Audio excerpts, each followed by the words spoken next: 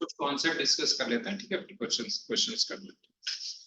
अगर मैं बात करूं let's say a plus b का होल स्क्वायर,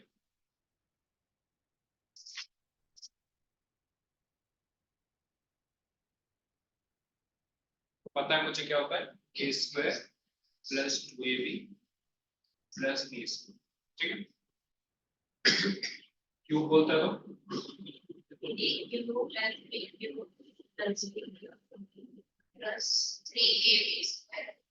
या ओपन करके रख सकते हो, ठीक है। 4 बोलता तो क्या है इसको, 5 बोलता तो 10 बोलता तो नहीं पता। अच्छा तेरी लिख देती है, ऐसा था तो ओके। क्या हुआ, इसको ऑब्जर्व किया, फॉर्मूला बनाया गया है ना, जो किसी भी नेचुरल नंबर्स के लिए हमारा फॉलो होगा। नेचुरल नंबर पॉजिटिव नंबर की बात करें, ठीक है। 0 तो पता ही मुझे 1 हो जाएगा, ओके। तो इन जनरल फॉर्मूला जिसको हम लोग बोलते हैं बायनोमियल फॉर्मूला, तो फॉर्मूला थोड़ा अजीब सा है, बड़ा सा है, लेकिन है इजी। अगर अच्छे से समझोगे तो बहुत इजी है और यूजफुल भी है, बहुत क्वेश्चंस में यूज किया जाता है इसको। तो अगर मैं बात करूं a प्लस b का, तो x प्लस y की इक्वल पावर n है, तो इसका जो एक्सपेंशन है दैट इज nc0, ठीक है, इनटू e की power n into b power 0, ठीक है। b पावर 0 में 1 आ जाएगा, ओके। अब क्या करना है मुझे, नेक्स्ट में nc0 था भी 1 आ जाएगा, ठीक। एक पावर इसकी कम होगी n-1 और एक v की पावर क्या हो जाएगी, तो ये पावर्स इसकी a की पावर डिक्रीज करती जाएगी, b की पावर क्या होगी, इंक्रीज करती जाएगी। ये वैल्यू 0 से स्टार्ट होकर 1 से लेके n तक जाएगी।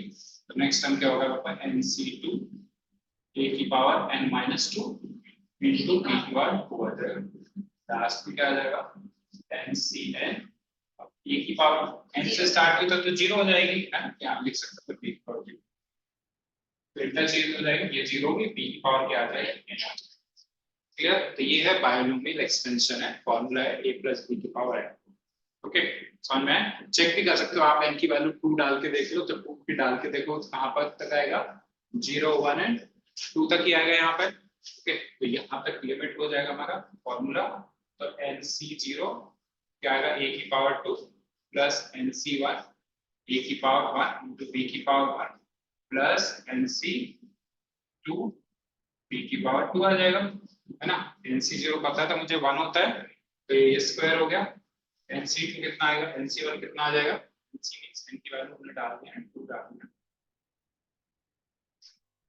तो 2 आ जाएगा। बताया था nc1 की वैल्यू क्या है, n होती है हमेशा, 2ab, और ये ncn कितना होता है, 1 हो जाता है। तो देखो सेम फॉर्मूला, ओके, समझ में आया? तो देखो याद करो, अगर मैं स्क्वायर की बात करूं तो हर एक पावर, देखो टर्म की पावर क्या 2 है, यहाँ पे देखो 1 + 1 कितना 2 है, ठीक है। तो ये मींस पावर क्या होता है हमारे पास, सब एक टर्म में सेम होती है। तो अगर पावर n है तो हर एक पावर टर्म में पावर क्या होनी चाहिए, n होना चाहिए। तो देखो तो यहाँ पे n + 0 n है, n-1 + 1 n होगी, है ना, n-1 + 2 n हो गई। तो हर एक टर्म्स की जो पावर है वो सेम है, ठीक है, तो होमोजेनियस है पावर, ओके। स्टार्ट कहां से हमने किया, nc0 से स्टार्ट किया, nc0 nc1 nc2, ठीक है। तो कोई बताएगा इस जो एक्सपेंशन है इसमें नंबर ऑफ टर्म्स कितने हैं, नंबर ऑफ टर्म्स बताओ अवनी, नंबर ऑफ टर्म्स कितने इसमें,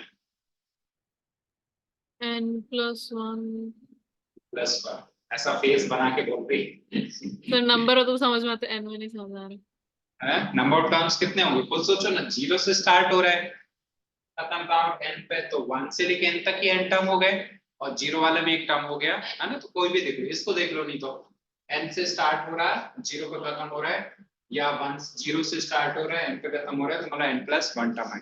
वैसे भी देख लो, a + b के जब होल स्क्वायर ओपन करते हो तो 3 टर्म आते हैं, a + b का होल क्यूब ओपन करते हो तो 4 टर्म्स आते हैं। तो यहाँ पे भी जब n की पावर करोगे तो n+1 टर्म, ठीक है। तो नंबर ऑफ टर्म्स क्या है n+1, और हर एक टर्म की पावर क्या हमारे पास n आया समझ में, ठीक है। कैन आई से कि nc0 की वैल्यू जो है वो ncn है, NC0 की वैल्यू 1 बताई आपने, NCN की वैल्यू भी तो 1 बताई थी अभी, है ना। ये तो ऐसे भी देख लो NCN है, एक प्रॉपर्टी बताई थी कल मैंने, NCR की value equals to NCN minus R बताया था। तो देखो NCN माइनस N, तो NC0 ही तो हुआ। क्लियर? सो कैन आई से कि NC1 की वैल्यू NCN माइनस 1 होगा। तो यहां से अगर फर्स्ट टर्म है, यहां से फर्स्ट टर्म का कोफिशिएंट इक्वल है, सेकंड टर्म और सेकंड टर्म का कोफिशिएंट इक्वल आ रहा है, सेम वैल्यू भी आ रही है सबकी। आयुषी देखो अभी ये दिखाया मैंने, NC0 की वैल्यू 1 होती है, NCN की वैल्यू भी 1 होती है। सेम वैल्यू इसके पहले टर्म क्या आया होगा, NCN माइनस 1 आया होगा, और आया होगा मेरे पास a की पावर 1 n की पावर n माइनस b की पावर n की पावर n माइनस 2। तो ये वैल्यू देखो क्या होगी, NCN माइनस 1 है, फॉर्मूला लगा के ये वाला NCN minus of n minus 1। Okay, open करोगे तो NCN minus n plus 1 cancel होके NC 1 ही तो आ गया। ठीक है, तो ये वैल्यू और ये वैल्यू भी क्या है, सेम आ रही है, इसका हम यूज करेंगे। क्लियर समझ में? तो ये हमारे कहने से अगर मैं बात करूं कि ये तो हमारा वेरिएबल्स हैं एक्स और वाई या ए बी, तो ये जो टर्म्स हैं ये हमारे क्या हैं, कोफिशिएंट है। ये हुआ ना, जैसे मैं लिख रहा हूँ two X square plus three X Y plus Y square, तो एक्स स्क्वायर का कोफिशिएंट क्या है, 2 है, एक्स वाई का कोफिशिएंट 3 है, और वाई स्क्वायर का कोफिशिएंट क्या है, 1 है हमारे पास। ठीक है, तो इस सेम वे में ये हमारे कोफिशिएंट ही तो है। क्लियर? तो क्या इससे अगर मुझे कोफिशिएंट के सम का वैल्यू निकालना है, उसमें समझ में आया क्या बोला मैंने, कोफिशिएंट्स के सम का वैल्यू निकालना है, तो मुझे मतलब ये वैल्यूज नहीं चाहिए। ओके, ये वैल्यू हटाना है तो कैसे हटेगी, जब मैं a और b की वैल्यू 1 पुट कर दूं, और कुछ भी हो कोई फर्क थोड़ी पड़ता है, 1 1 पुट कर दूं तो मिल जाएगा मुझे, है ना। तो क्या इससे कि अगर मैं a equals to b equals to 1 put कर रहा हूं, तो पुट करूंगा तो दोनों साइड पुट करूंगा, तो यहाँ 1 प्लस 1 क्या आएगा, 2 की पावर n आ जाएगा। यहाँ पे तो ये 1 हो गए, सब क्या बचा है, NC0 plus NC1 plus NC2 up to NCN। ये चीज समझ में आई, इंपॉर्टेंट है ना। तो बाइनोमियल एक्सपेंशन में कभी भी अगर बात करोगे, अगर मुझे सम ऑफ कोफिशिएंट चाहिए तो that will always be equals to क्या होगा, 2 की पावर n आ जाएगा। समझ में आया? क्लियर होनी? अच्छा ये बताओ, अभी मैंने थोड़ी देर पहले ये बताया था कि अरे फर्स्ट टर्म और लास्ट टर्म, सेकंड टर्म और सेकंड लास्ट टर्म इक्वल है। क्लियर? तो अभी मुझे पता है कि n अगर लेट से n अगर मेरे पास क्या है, इवन नंबर है, ठीक है, या ऑड ले लो, ऑड नंबर है, तो टोटल नंबर ऑफ टर्म्स कितने हो जाएंगे, n प्लस 1, क्योंकि n प्लस 1 बोले ना, तो इवन नंबर होंगे। तो कहना इससे कि हाफ की वैल्यू के इक्वल हो जाएगी, क्योंकि आधे जब आप ऐसे करोगे ये इसके इक्वल, ये इसके इक्वल, ऐसे ऐसे ऐसे करते करते इक्वल हो जाएंगे। ठीक है, तो क्या इससे कि अगर मैं बात करूं हाफ की, तो हाफ का सम कितना होगा, डिवाइड बाई 2 कर दूंगा, फिर 2 टाइम्स आ जाएगा, तो क्या इससे कि हाफ का सम कितना होगा, 2 की पावर n माइनस 1 हो जाएगा। 2 पावर n डिवाइड बाई 2 कितना होगा, ऊपर जाकर पावर क्या होगी, माइनस हो जाएगी, 2 पावर n माइनस 1 ही हो जाएगा। क्लियर है ना, क्योंकि 2 पावर n क्या है, 2 पावर n हाफ का, हाफ आपका ये 2 पावर n माइनस 1, और बाकी हाफ का भी 2 पावर n माइनस 1 ऐड करोगे तो क्या होगा, 2 पावर n आया समझ में? ठीक है, इसका बहुत ज्यादा नहीं, थोड़ा सा ही लोग कर रहे हैं। क्लियर है, समझ में आया? अभी हाँ सॉरी, देख लो पहले तो एक्सपेंशन ही लिख लेना, ये क्योंकि आपके उसमें नहीं, बुक में नहीं।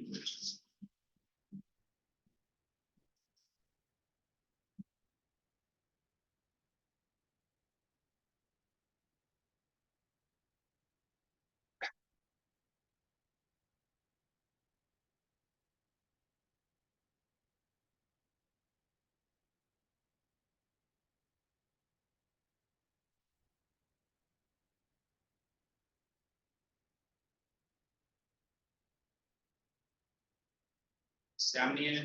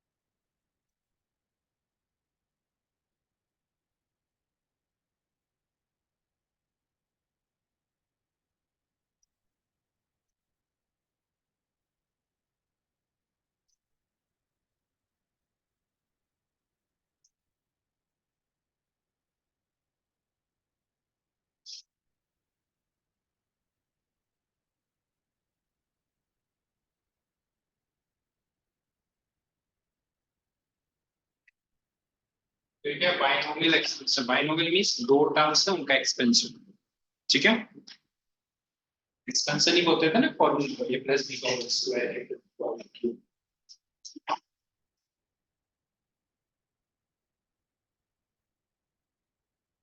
चलो अभी करेंगे क्वेश्चन नंबर 4, ट्राई करो सब लोग।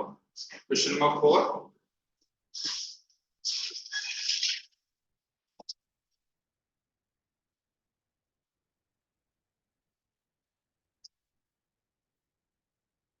पेज 120, बाकी का है क्वेश्चन।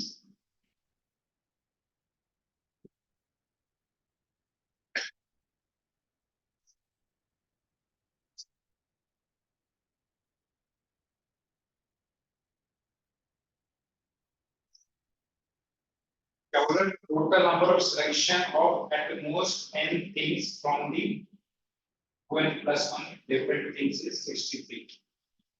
तो मेरे पास टोटल आइटम कितने हैं, मेरे पास 2n plus 1 है, ठीक है, ऑब्जेक्ट्स हैं, उसमें से मुझे एट मोस्ट n का सिलेक्शन करना है।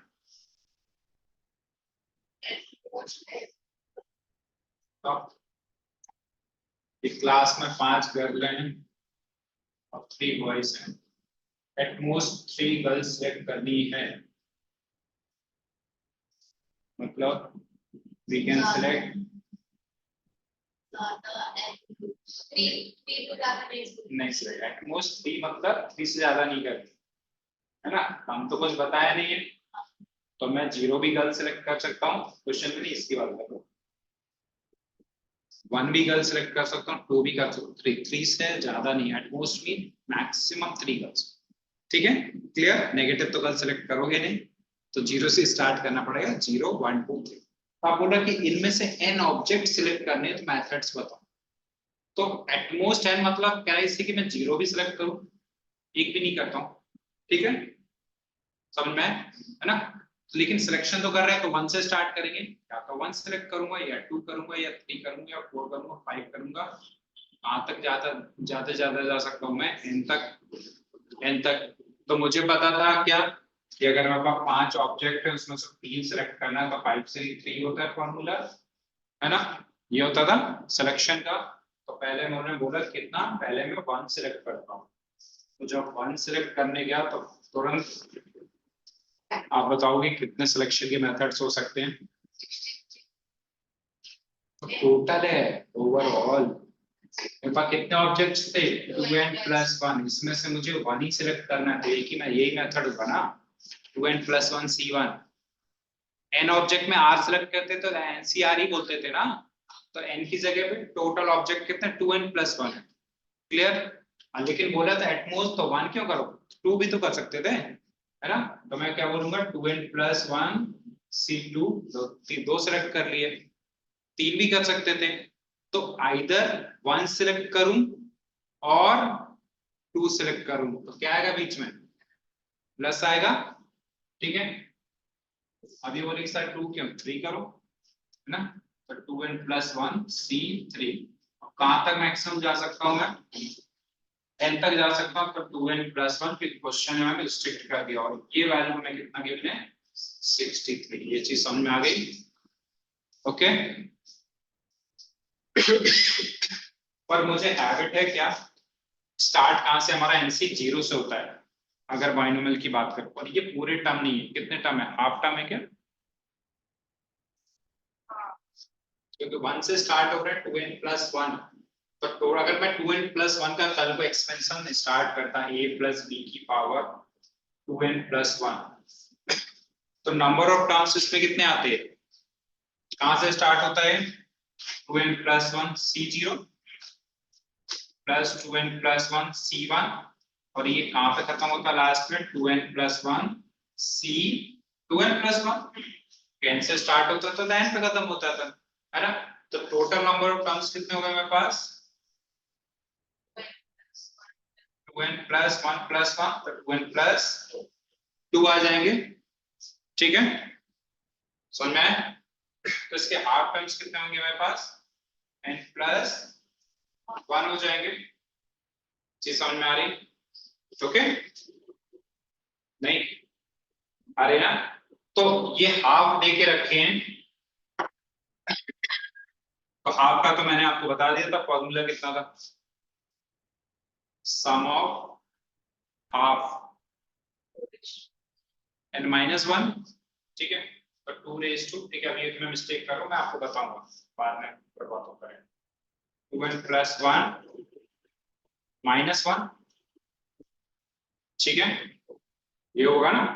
अब प्रॉब्लम क्या थी, मेरे पास क्या है, n तो लिखना पड़ेगा, चलो इसको देख लेते हैं। अगर ये 63 वैल्यू दी गई होती, यही क्या है ना 63, तो मेरे पास क्या आता है 2 की पावर 2n इक्वल्स टू कितना आएगा मेरे पास 63।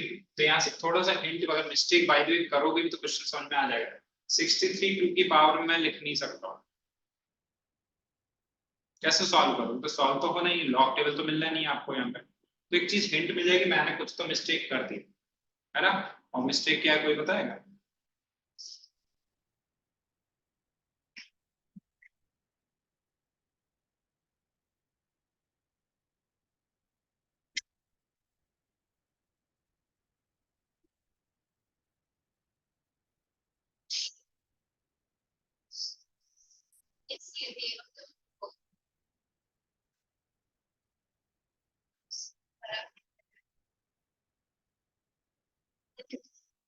इससे फर्क नहीं पड़ेगा, सी जीरो से स्टार्ट कर पड़ेगा, बहुत फर्क पड़ेगा, सोचो थोड़ा सा, बताओ नहीं।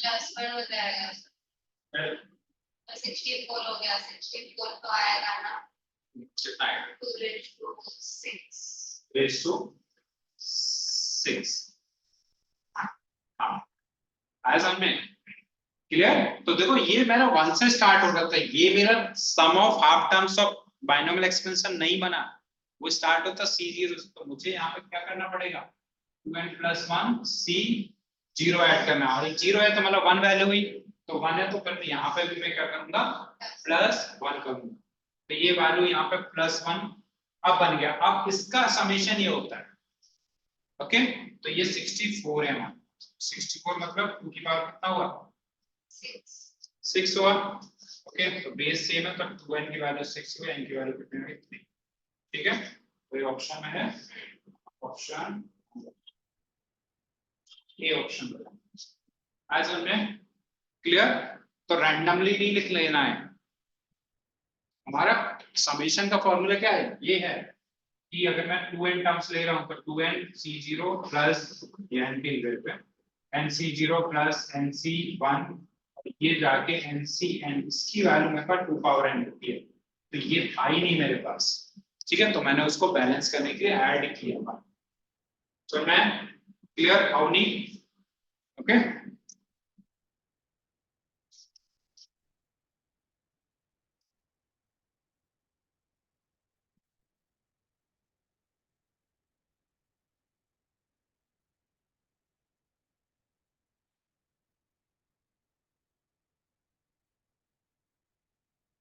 ऐसे नहीं समझ में आ रहा तो हाफ टर्म का सम ऐसे लिख लो 2 की पावर 2n प्लस 1 अपॉन 2 कर, है ना, दिस इज इक्वल्स टू 64, वैसे कर लो सब,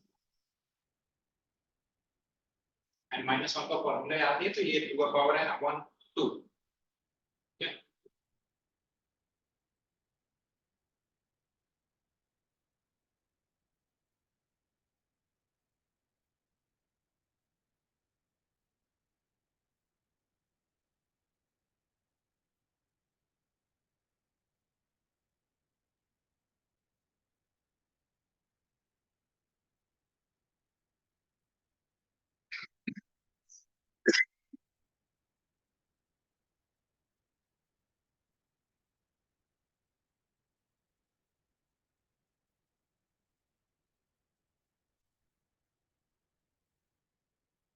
भाई जो एग्जाम में ये एक्सपेंशन वगैरह याद नहीं है तो ऑप्शन से करो, पहला ऑप्शन आपका 3 है जो हमारा आंसर है, तो क्या बोलोगे n की वैल्यू 3 पुट कर दोगे, तो आउट कितने ऑब्जेक्ट हुए टोटल मेरे पास 7 हुए, 7 से 3 सिलेक्ट करने हैं, तो मुझे या तो 1 सिलेक्ट करना पड़ेगा या 2 करना पड़ेगा या 3, तो उससे क्रॉस चेक करके आंसर सॉल्व करोगे तो 63 आना चाहिए,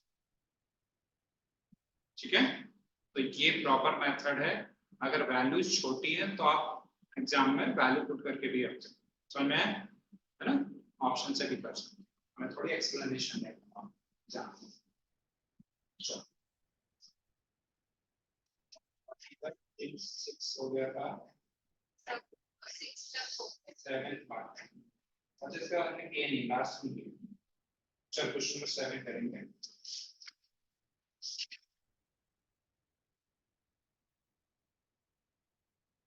Number of all 4-digit numbers which are divisible by 4 that can be found from the digits 1 2 3 4 5 8। ठीक है, इसमें यार मैं थोड़ा क्वेश्चन को कंप्लीट मतलब कंप्लीट नहीं, repetition of digits is allowed है इस क्वेश्चन का। हाँ लिख लेना वहाँ पे क्वेश्चन के अंदर रिपीटेशन इज अलाउड, तो answer matching.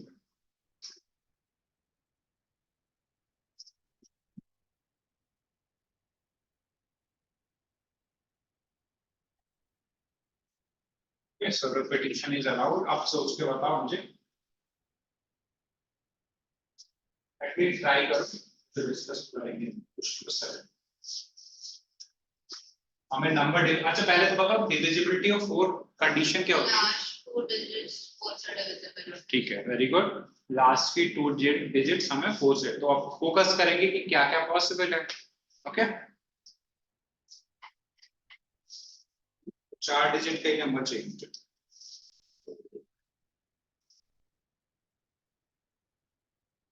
numbers are 1 2 3 4 5।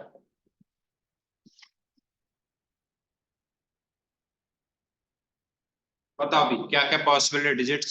Start करते हैं, चलिए एक एक बताएंगे। अवनी से स्टार्ट करते हैं। अवनी लास्ट का 2 डिजिट्स क्या हो सकती हैं इनको यूज करके?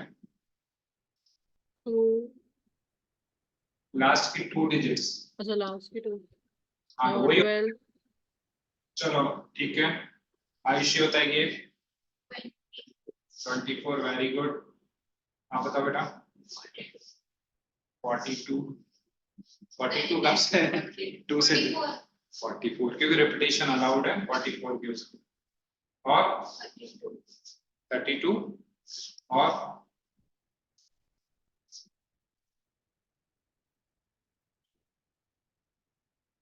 और है कोई पॉसिबिलिटी कि बस खत्म? बस है बेटा, एक और है, देखते कौन बताता है। 5 से ऊपर तो जाएगा ही नहीं है ना, तो उसके ऊपर तो देखने की जरूरत ही नहीं।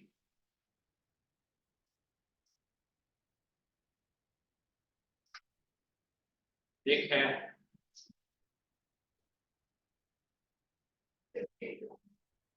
52। ओके 52 भी ठीक है, क्लियर। चलो पहले एक एक केस की बात करें। ये तो पता मुझे इनके जितने आए वो एडिशन कर देंगे, तो ये तो फिक्स हो गया ना, केसेस हो गए। 2 नंबर तो फिक्स हो गए फर्स्ट केस में।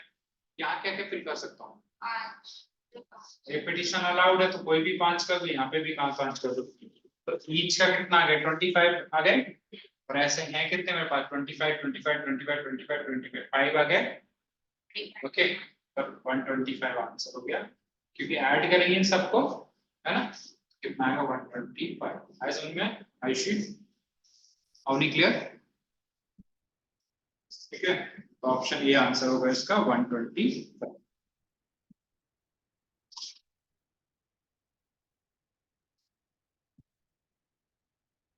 ठीक है,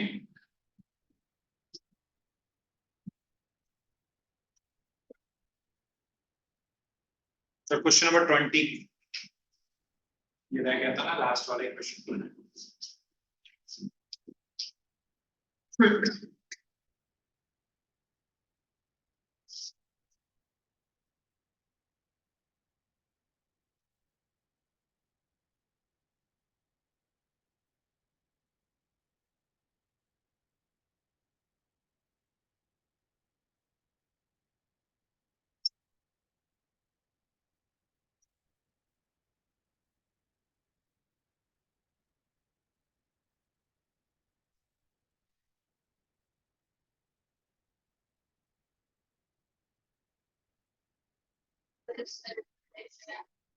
है नहीं नहीं, रिपीटेशन अलाउड नहीं, ऑलरेडी रिपीट है जो देख दिए ना। तो क्वेश्चन से समझ में ही आ रहा है कि अगर 3 अगर रिपीट कर रहा है तो 3 को एक ही बार लिखते हैं ना वो।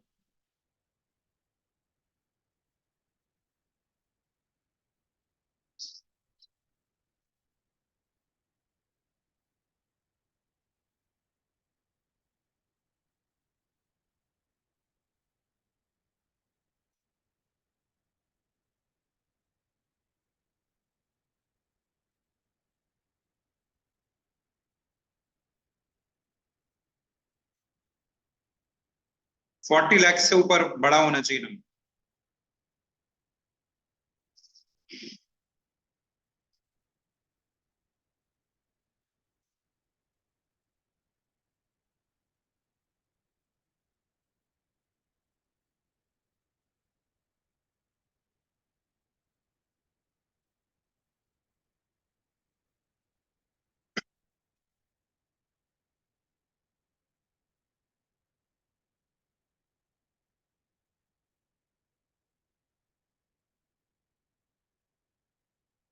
तो यहाँ बताओ कितनी चॉइसेस है मेरे पास इस प्लेस पे?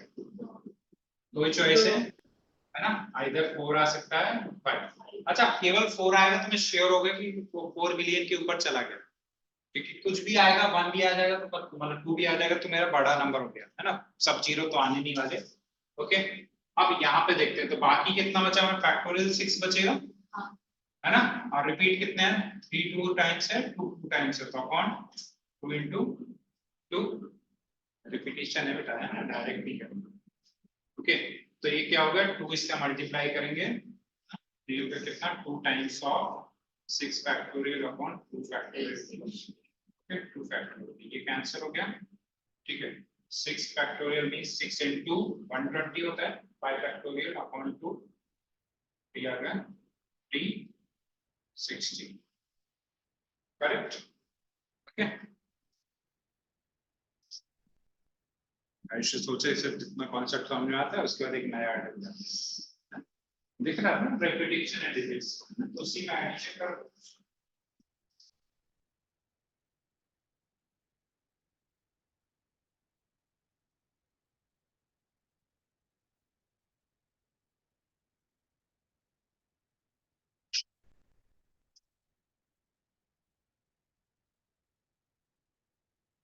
ओके चलो भी कॉन्सेप्ट पढ़ते हैं,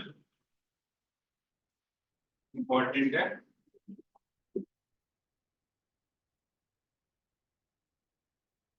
क्वेश्चंस करेंगे। लेट्स से मेरे पास 3 नंबर्स का एडिशन था है ना, फॉर एग्जांपल लेते हैं x plus y plus z। Okay इसकी वैल्यू मैं आपसे बोलता हूँ इसकी वैल्यू 3 है। ओके मैंने दिया x प्लस वाई, एग्जाम्पल दे रहा हूँ फिर जनरल बात करेंगे। x plus Y plus Z की वैल्यू 3 है, इंडिया पहले चलो 2 लेते हैं। तो x y z integer values हैं है ना, non negative integers. Clear, non negative का मतलब याद रखना जीरो इंक्लूड हो जाएगा, ठीक है पॉजिटिव तो रहेंगे जीरो भी इंक्लूड। तो x y z के कितने कॉम्बिनेशंस पॉसिबल हैं ये बता, तो क्या क्या हो सकता है, ये 0 हो जाए, ये 1 हो जाए, ये 1 हो जाए, और ये 0 सॉरी ये 1 हो जाए, ये 0 1 हो जाए, और 0 और पॉसिबल 2 0 0 0 2 0 0 0 चीज समझ में आ गई, क्लियर है ना। और नेगेटिव की बात हो ही नहीं रही, फ्रैक्शन की बात हो ही नहीं, फ्रैक्शन में तो बहुत सारे पॉसिबल हो जाए, तो इसको बोलेंगे हम लोग नॉन नेगेटिव, ठीक है integral solution, non negative integral solution, ठीक है। तो ये चीज याद रखना, यहाँ पे जो वैल्यू होगी that will always be a natural, ऐसा नहीं करना 1/2 तो बहुत सारे हो जाए, क्लियर। तो अब मैं इन जनरल बता देता हूँ फॉर्मूला। तो मैंने इसमें कितने वेरिएबल्स लिए थे, 3 नंबर्स लिए थे है ना, और एडिशन कितना था 3 था। ओके तो अगर मेरे पास x plus Y plus Z equals to n दिया, 3 नंबर्स का सम n दिया है, that is a natural number, ठीक है जीरो भी नहीं हो सकता है, नेचुरल नंबर। तो इसके number of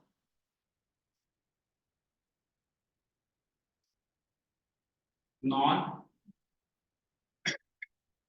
negative solution, solution मतलब x और y और z की वैल्यूज ही तो हुई ना, so that is equals to n plus r minus 1 c r minus, ठीक है r क्या है यहाँ पास, r की वैल्यू यहाँ पे क्या है 3 दे दिया, नंबर ऑफ वेरिएबल्स, क्लियर। कल पर x plus Y plus Z plus U आता है तो इनकी r की वैल्यू कितनी हो जाएगी 4 हो जाएगी। समझ में है ना? तो ये इंपॉर्टेंट है, n plus are minus one C R minus one.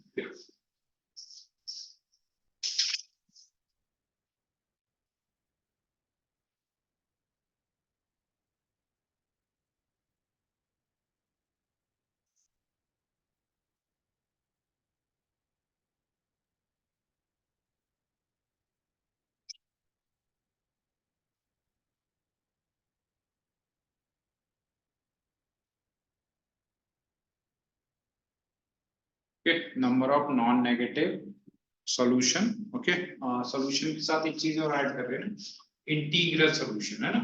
Solution नहीं, सॉल्यूशन तो बहुत सारे हो सकते हैं। इंटीग्रल मींस इंटीजर वैल्यू होना चाहिए। Okay, number of non negative integral solution.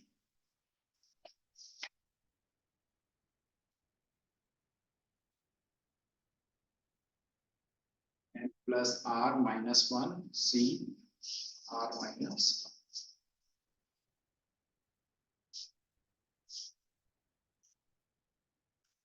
Okay, तो इसके लिए इससे क्वेश्चन करते हैं। क्वेश्चन नंबर 8 करेंगे। याद रखना एडिशन की बात हुई है।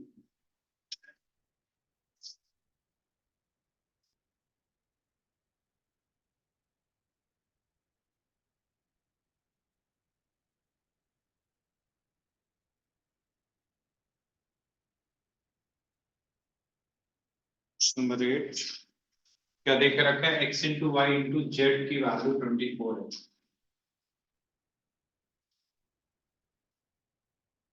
तो x y z के हमें चाहिए इंटीग्रल सॉल्यूशन चाहिए, कितने पॉसिबल है। तो बताइएगा कैसे हम स्टार्ट करें इस क्वेश्चन को।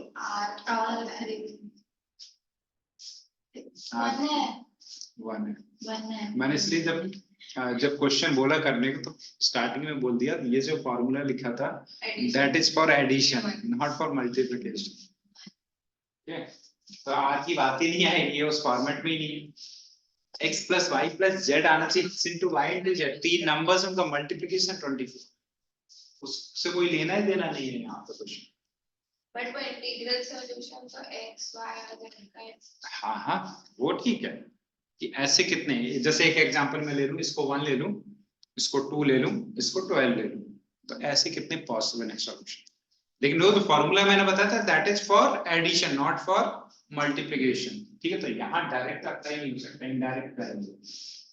ठीक है, तो एक काम करते हैं 24 को फैक्टराइज करते हैं, प्राइम फैक्टर में ब्रेक करते हैं। तो मुझे पता है कि x y z की जो वैल्यू है ये क्या होगा, 2 की पावर 3 इंटू 3 की पावर 1 हो जाएगी।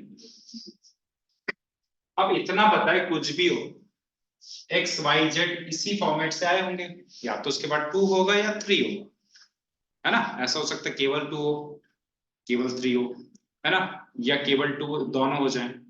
समझ में, मतलब मैं बोल सकता हूँ या तो 2 की पावर 0 होगी या 1 होगी, या 2 होगी या 3 हो सकती है। 3 की पावर 0 हो सकती है या 1 हो सकती है, यही होगा। ठीक है, तो मुझे नहीं पता तो मैं क्या करता हूँ, x को कंसीडर कर देता हूँ, x का a की पावर a1 ले लूं इंटू b की पावर इंटू 3 की पावर b1 ले लूं, ऐसे कुछ होगा। अगर मैं कल को x की वैल्यू 2 पुट कर रहा हूं तो 2 मतलब क्या होगा, 2 की पावर 1 इंटू 3 की पावर 0 ही होगी ना। इसके अलावा थोड़ी 5 थोड़ी आ जाएगा कहीं से, 5 तो 24 के पास ही नहीं है, क्योंकि इसी का प्राइम फैक्टर ये होंगे, है ना, फैक्टराइज करके ये आया होगा ना। तो यानी उसमें या तो 2 होगा या 3 होगा। क्लियर। या लेट्स अगर 4 आ रहा होगा तो 2 की पावर 2 इंटू 3 की पावर 0 आ रहा होगा, 6 आ रहा होगा तो क्या होगा, 2 की पावर 1 इंटू 3 की पावर 1 आ रहा होगा, ऐसे ही कुछ आ रहा होगा। ओके, तो मुझे पता है कि इसी फॉर्मेट में होगा। कहने से कि y भी सेम इसी फॉर्मेट का होगा, बस पावर चेंज हो सकती है। a2 ले ले रहा हूँ और 3 की पावर b2 ले ले रहा हूँ। ठीक है, सेम वे में z क्या हो सकता है, ये आइटमैट का क्वेश्चन है। ठीक है, आया हुआ 2 की पावर 3 हो सकता है और 3 की पावर b3। क्लियर। अब इन तीनों का मल्टीप्लिकेशन ही 24 है ना। ओके, तो कहना इससे कि अगर यहाँ पर पुट करने जाऊंगा मैं, तो जब मल्टीप्लाई करूं तो बीएससी में पावर ऐड हो जाएगी। कहना इससे कि 2 की पावर क्या होगा, a1 plus a2 plus a3, 3 की power b1 plus b2 plus b3। अब हमारा वो कॉन्सेप्ट यूज हो जाएगा, दैट इज इक्वल्स टू 2 की पावर 3 इंटू 3 की पावर 1। तो मुझे यहाँ से समझ में आ रहा है कि a1 plus a2 plus a3 की वैल्यू क्या होगी, 3 हो जाएगी। सेम है में b1 plus sir b2, but B तो 2 ही हो सकता है, तो 3 में तो b की वैल्यू बी की वैल्यू तो 0 हो सकती है, तो 1 हो सकती है, तो बी का 4। ये एडिशन, ये 0 0 हो सकते थे ना, 1 हो जाएगा, है ना, 2 में 0 तो देखने में 1। इसका मुझे समझ में आ रहा है कि इसमें 3 केसेस ही पॉसिबल है ना। फिलहाल के लिए क्वेश्चन अभी दोबारा पढ़ेंगे तो चेंजेस आएंगे, ओके। लेकिन अभी मैं उतना कॉम्प्लिकेटेड नहीं कर रहा हूँ क्वेश्चन को, नॉर्मल करते हैं, ठीक है। अच्छा, इसके तो पता है मुझे कितने वैल्यूज पॉसिबल है, कितने कॉम्बिनेशन पॉसिबल है इसके, जितने इसके पॉसिबल होंगे वही इसके पॉसिबल हो जाएंगे। कितने पॉसिबल है, 3 हो गया, और 3 चाहिए भी है, तो n plus r minus 1 c r minus 1, सुन में, ठीक है। याद रखना यहाँ पे माइनस ही लिखवाएगा, फॉर्मूले को चेक कर लेना, गलत तो नहीं लिखा था, n प्लस r माइनस 1 हो जाएगा। समझ में, 6 और 1 5 c2, 5 c2 means 5 into 4 upon 2, कितने आ गए, 10 आ गए, ठीक है। मैंने डायरेक्ट ओपन किया क्योंकि n माइनस r के 3 आएगा, तो मैंने 3 तक ओपन करके कैंसिल कर दिया। इसके देख लेते हैं, वैसे तो पता ही है कितने आ गए, n plus r minus 1 c r minus 1, ठीक है। तो कितना आ गया मेरे पास, 2c2 that is equals to sir 3c 3c2 that is equals to 3 आ गया, समझ में, ओके। तो अब ये भी चाहिए, ये भी चाहिए, तो टोटल एक्स वाई जेड के कॉम्बिनेशन कितने हो गए, 30 हो गए। दोनों चाहिए ना एट ए टाइम, तभी मेरा टास्क कंप्लीट होगा, केवल इसको सेलेक्ट करके नहीं होगा। तो नंबर ऑफ, ठीक है, नॉन नेगेटिव इंटीग्रल सॉल्यूशन कितना आ गया मेरे पास, 10 into 3 that is equals to 30। Clear, option देखकर मैच कर रहा है क्या,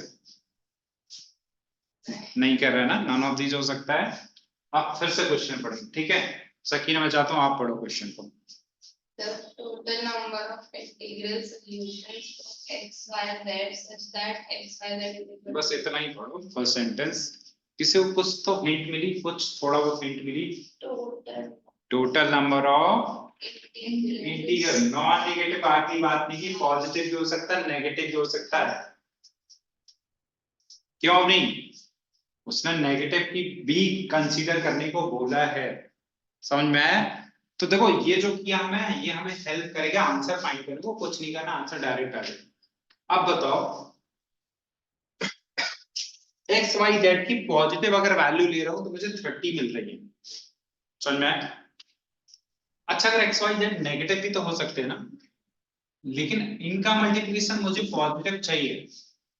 कब पॉजिटिव मिलेगा, या तो तीनों पॉजिटिव हो, या दो नेगेटिव हो एक पॉजिटिव, समझ में आया, क्लियर। अब मुझे नेगेटिव डिस्ट्रीब्यूट करना है, क्लियर। तो मैं, मुझे पता है 3 वैल्यू है, 3 में से किसी भी 2 को हम लोग कितने मेथड से नेगेटिव दे सकते हैं, कितने मेथड से दे सकते हैं, 3c2, 3 में कोई भी 2 सेलेक्ट कर लो, उनको हमें नेगेटिव दे दो। वैसे भी कर सकते हैं, X Y, Y Z, Z X, कितने आ गए, 3 ही आ गए। ये नहीं लगाना तो नॉर्मल भी सोच सकते हो, या तो एक्स वाई नेगेटिव होगा, या वाई जेड होगा, या एक्स जेड, 3 हो गए, क्लियर। अच्छा एक बताओ, ये जब पॉजिटिव कर रहे हो तो 30 आ रहा है, तो जब मैं इन 3 केसेस को कंसीडर करूं तो अभी 30 30 30 30 आएंगे। इससे नेगेटिव तो यहां रखा ना, इन पे कोई फर्क थोड़ी पड़ेगा, ये केसेस तो सेम रहेंगे, क्लियर। तो 3 केसेस यहाँ पे है जिसमें मुझे ईच में कितना मिला, 30 मिल रहा है, तो कितने हो गए 90, और एक पॉजिटिव वाला क्या 30, कितना हो गया 120। अभी मैच कर रहा है आंसर, ऑप्शन सी आंसर हो गया, ठीक है, क्लियर। तो ये वो नहीं है कि फॉर्मूला रट लिया और चलेगा, और आप क्वेश्चन कैसे भी घुमा, तो आपको बहुत अटेंटिव रहना पड़ेगा। ये चीज कब आएगी, जब आप जितनी ज्यादा प्रैक्टिस करोगे उतना कॉन्फिडेंस आएगा, ठीक है। और मैंने बोला आपके पास टाइम है, टाइम इन द सेंस अभी से लगोगे, जब जाके अच्छे से, जब आप एग्जाम आपका आएगा नेक्स्ट ईयर का, तो आप अच्छे से बहुत इजीली अटेम्प्ट कर पाओगे क्वेश्चन, ये नहीं सोचना कि मैं 10 दिन में पढ़ के कर लूंगी, तो नहीं, ठीक है। हाँ, लेकिन अगर कॉन्टिन्यूसली कुछ ना कुछ एडिशन वैल्यू एडिशन करते रहोगे तो मैं श्योर हूं सिलेक्शन इजीली हो जाए, ठीक है। उसके लिए क्या है कि आपको कंसिस्टेंसी जरूरी है। जैसे मैंने बोला कि कल पढ़ के आना था, मैंने कुछ नया नहीं दिया था, मैंने बोला ही नहीं था नया क्वेश्चन, पहले बोला था होमवर्क, लेकिन फिर मैंने कैंसिल करके बोला कि एटलीस्ट जो क्वेश्चंस करे हैं वो करके आना, लेकिन वो भी नहीं। क्यों? क्योंकि दिख रहा है 25 तक भी बहुत दूर है ना, 24 भी चालू होने वाला है, पता भी नहीं पड़ेगा कब खत्म। 23 याद है चालू हुआ था, तो लग रहा है कल की बात है, वो खत्म भी हो गई, और 12th है नेक्स्ट ईयर, है ना। मैं ज्यादा नहीं कर रहा हूँ, एटलीस्ट वीक में दिन में भी अगर कर रहा हो तो 4 क्वेश्चन कर लो, है ना। उन्हीं क्वेश्चन को बार बार नहीं करो, 4 क्वेश्चन कर लो, अच्छे से उनको समझ लो। आंसर ये नहीं है, मैं कह रहा हूँ गारंटी नहीं है कि आएंगे 4 में से एक होगा, मोस्टली 4 भी नहीं आए, लेकिन जब सॉल्यूशन देखो कि उसके बाद आपको कॉन्सेप्ट समझ में आना चाहिए, है ना। क्योंकि जब नेक्स्ट ईयर आओगे तो मेरे पास समझाने के लिए ठीक है, मैं समझा दूंगा, लेकिन आपके पास टाइम नहीं होगा करने में, ठीक है। तो ऐसा कॉन्सेप्ट रेडी होना कि जब हम लोग क्लास को स्टार्ट करें नेक्स्ट ईयर के अप्रैल में, तो आप कॉन्सेप्ट वाइज रेडी हो, जस्ट हमें रिवाइज करने पड़े क्वेश्चन, क्योंकि अभी केवल हमें क्वेश्चन सॉल्व नहीं करना है। अभी एग्जाम अगर कोई धोखे से दे रहा होगा तो समझ में आ रहा होगा कि 30 मिनट्स में 30 क्वेश्चन नहीं हो रहे, 30 सर, मैं कह रहा हूँ 10 क्वेश्चन भी अगर अच्छे से हो रहे होंगे तो बहुत अच्छी बात है, वो धीरे धीरे बढ़ते हैं। मैं तो स्टार्ट करता हूँ 5 क्वेश्चन हो रहे थे, 5 से स्टार्ट कर, मतलब पैनिक करने लग जाते हो आप लोग। मैं बोल रहा हूँ कि कर्व आपका जे कर्व रहेगा, आपकी प्रिपरेशन ऐसे नहीं कि आप आज करो और आज सॉल्व। मैंने इवन बताया था कि कॉन्सेप्ट पढ़ लोगे और ऐसा आएगा कि एक मूवमेंट की आपको एक भी क्वेश्चन नहीं आएगा आंसर, मतलब समझे में नहीं आया क्वेश्चन स्टार्ट करना है। तो मैंने बोला कि हर एक क्वेश्चन इस कंपटीशन में आपका क्या एक आपको एक क्या देगा, कॉन्सेप्ट देगा, तो आपको वो एक मेंटालिटी लेके चलनी पड़ेगी, प्रिपरेशन नहीं तो नहीं हो पाएगी। ये सोचो कि मैंने एग्जाम दिया, ठीक है, नहीं आया छोड़ो, आज मैं 5 करूं, मैं नहीं कर रहा हूँ कि मैंने बोला मैं 30 एक्सपेक्ट भी नहीं करता, मैं आपको 5 करूं, 5 की एफिशिएंसी अच्छो, फिर धीरे धीरे स्पीड पे वर्क, पहले एफिशिएंसी पे वर्क करो फिर स्पीड पे वर्क करो। 5 का मैं बोलूं 6 दो, 7 करो, 8 करो, फिर जाके धीरे धीरे बढ़ाओ, ओके। तो टेस्ट नहीं दोगे तो मैं बोल रहा हूँ कुछ नहीं होने वाला। एक टारगेट सेट करो कि नहीं अभी मुझे क्वाड्रेटिक इक्वेशन या अलजेब्रा का टेस्ट देना है, आप प्रिपेयर करो, ठीक है, नॉर्मल टाइम पे नहीं, प्रिपेयर करो, आप कभी भी टाइम दो, ऑनलाइन है आपका तो कोई प्रॉब्लम भी नहीं है, कभी भी टेस्ट चालू करो, किसी भी टाइम पे चालू करो, आप अटेम्प्ट करो। ऐसा भी नहीं कि टेस्ट लॉक हो रहे हैं आपके लिए, ओपन है, फिलहाल तो ओपन है, ठीक है। तो एटलीस्ट खुद से प्रिपरेशन, ये नहीं कि बस आए क्लास करके चले गए, तो नहीं, तो आप टाइम वेस्ट करो, कोई फायदा नहीं, समझा। तो थोड़ा थोड़ा करके स्टार्ट करो, धीरे धीरे स्टार्ट करो, जब जाओगे तो देखोगे कलेक्टिवली आपकी बहुत अच्छी प्रिपरेशन हो गई हो, समझा। ठीक है, तो थोड़ा थोड़ा करो, ज्यादा नहीं। ये नहीं, बच्चे क्या होता है वो प्रेशर और कैसे लेते हैं, अरे मैं आईपीएम का नहीं पढ़ रहा हूँ, आईपीएम का नहीं पढ़ रहा हूँ, आईपीएम का नहीं पढ़ रहा हूँ, वो पढ़ते भी नहीं। सोचना नहीं, आपको बोलो कि नहीं मंडे मुझे डेली शाम को जाके half an hour 10 minute 5 minute करना है, 5 मिनट तो कर सकते हो ना, लेकिन वो 5 मिनट निकालना भारी होता है। वो कब होगा, जब आप उसके लिए टाइम फिक्स कर दो कि नहीं मुझे खाना खाने के बाद नींद आती है, मोबाइल नहीं चलाना है, 5 मिनट के लिए मैं जस्ट 5 क्वेश्चन करके बैठ। मैं बोल ही नहीं रहा हूँ कि आपको नहीं प्रिपरेशन, आपको सब छोड़ देना और दिन रात उसको 12 घंटे पढ़ना, नहीं पढ़ना। 5 मिनट से स्टार्ट करोगी, ये 2 घंटे सोच के करोगी कभी नहीं।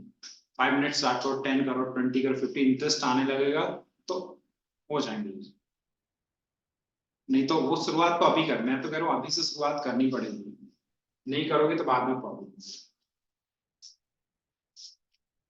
करने को क्या, नेक्स्ट ईयर भी आप क्या उसमें कर सकते हो, कोई प्रॉब्लम नहीं है, फुल ईयर कोर्स में कर सकते हो, लेकिन फिर वही वर्क जो आप चीज यहाँ रिपीट कर रहे हो, चीज वहां पर रिपीट करना स्टार्ट। अभी तो आपके पास फैसिलिटी भी है कि सब ऑनलाइन रखा है, कुछ है डाउट है, मैं हूँ यहाँ पे, कभी भी आपको कोई प्रॉब्लम है फ्री हूँ, बस मैं आपके डाउट भी क्लियर कर दूंगा।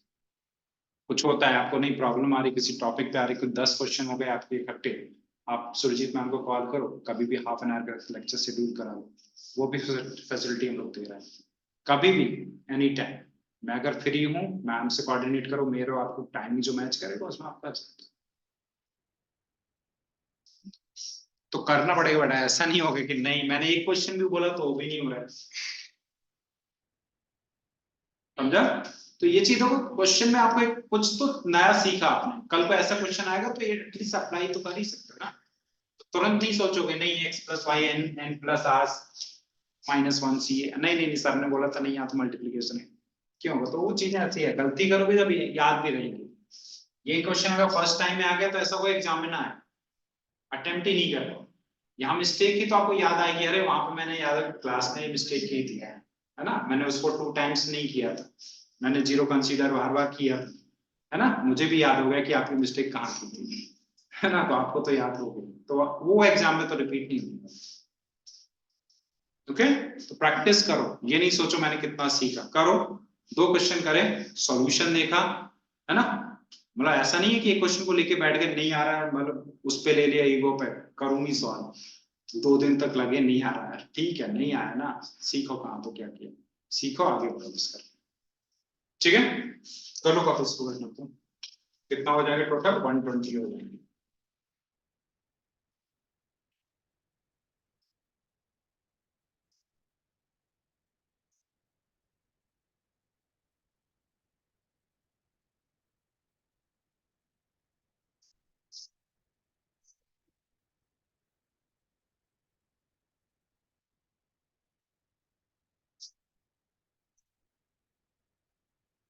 तो इस टॉपिक पे जितने क्वेश्चंस करो उतना कॉन्फिडेंस आएगा, मैंने कल भी बोला था, और नहीं करोगे तो कुछ नहीं आएगा, जितना थ्योरी मैंने पढ़ाई वो जीरो हो जाएगी।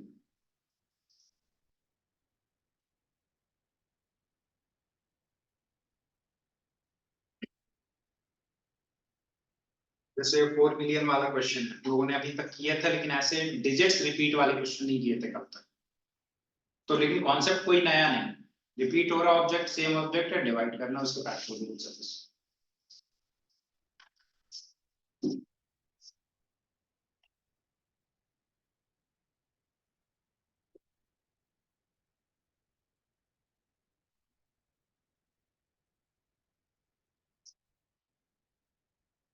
नेक्स्ट करेंगे क्वेश्चन नंबर 9।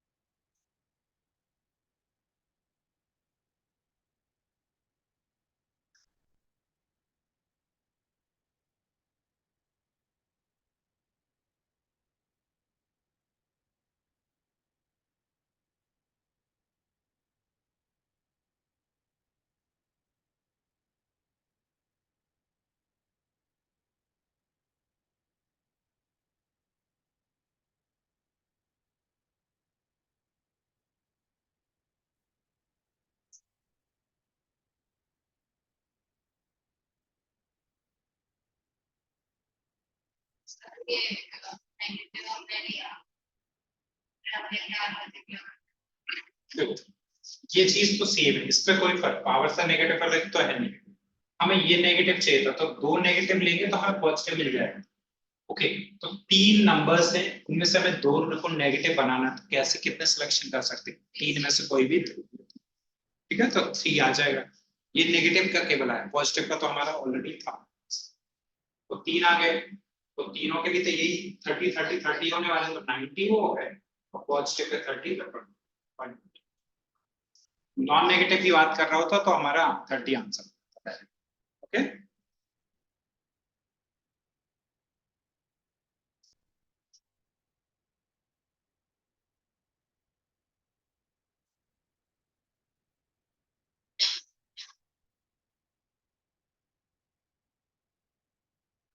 अच्छा से नंदिनी मैम का लेक्चर था कि दीपशिका मैम, इंग्लिश में क्यों? अच्छा वो पेपर में नहीं आया।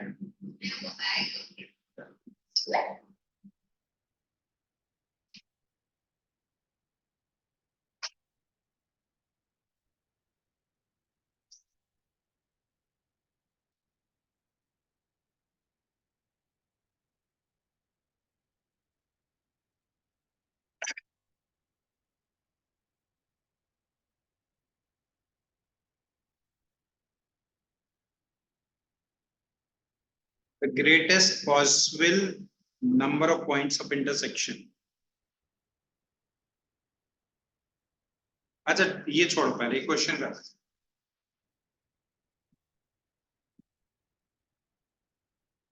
एक सर्किल है, कितनी कॉर्ड्स में ड्रॉ कर सकता हूँ इस सर्किल पे? इनफाइनाइट। ओके,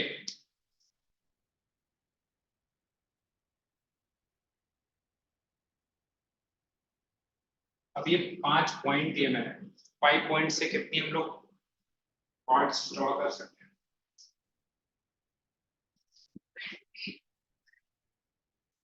25।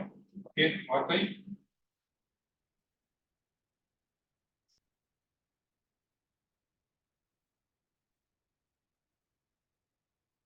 अच्छा ये बताओ, चलो बेसिक, बहुत बेसिक क्वेश्चन, कॉर्ड बनेगी कैसे? कोई भी 2 पॉइंट ज्वाइन कर लो, तो 2 पॉइंट के जितने कॉम्बिनेशन हो गए वही तो नंबर ऑफ कॉर्ड्स हो जाएंगी।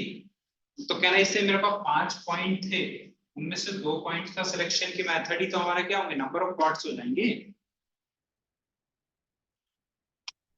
जैसे मैंने 5 है, उनमें से कोई भी 2 सेलेक्ट करो तो एक कॉर्ड बन जाएगी ना। तो 5 में से कोई भी 2 सेलेक्ट कर लो तो कॉर्ड हो गई ना, तो एक को रिप्रेजेंट करेगा, एक कॉर्ड देगा ना। तो 5 मींस 5 into 4 upon 2 कितनी होगी? 25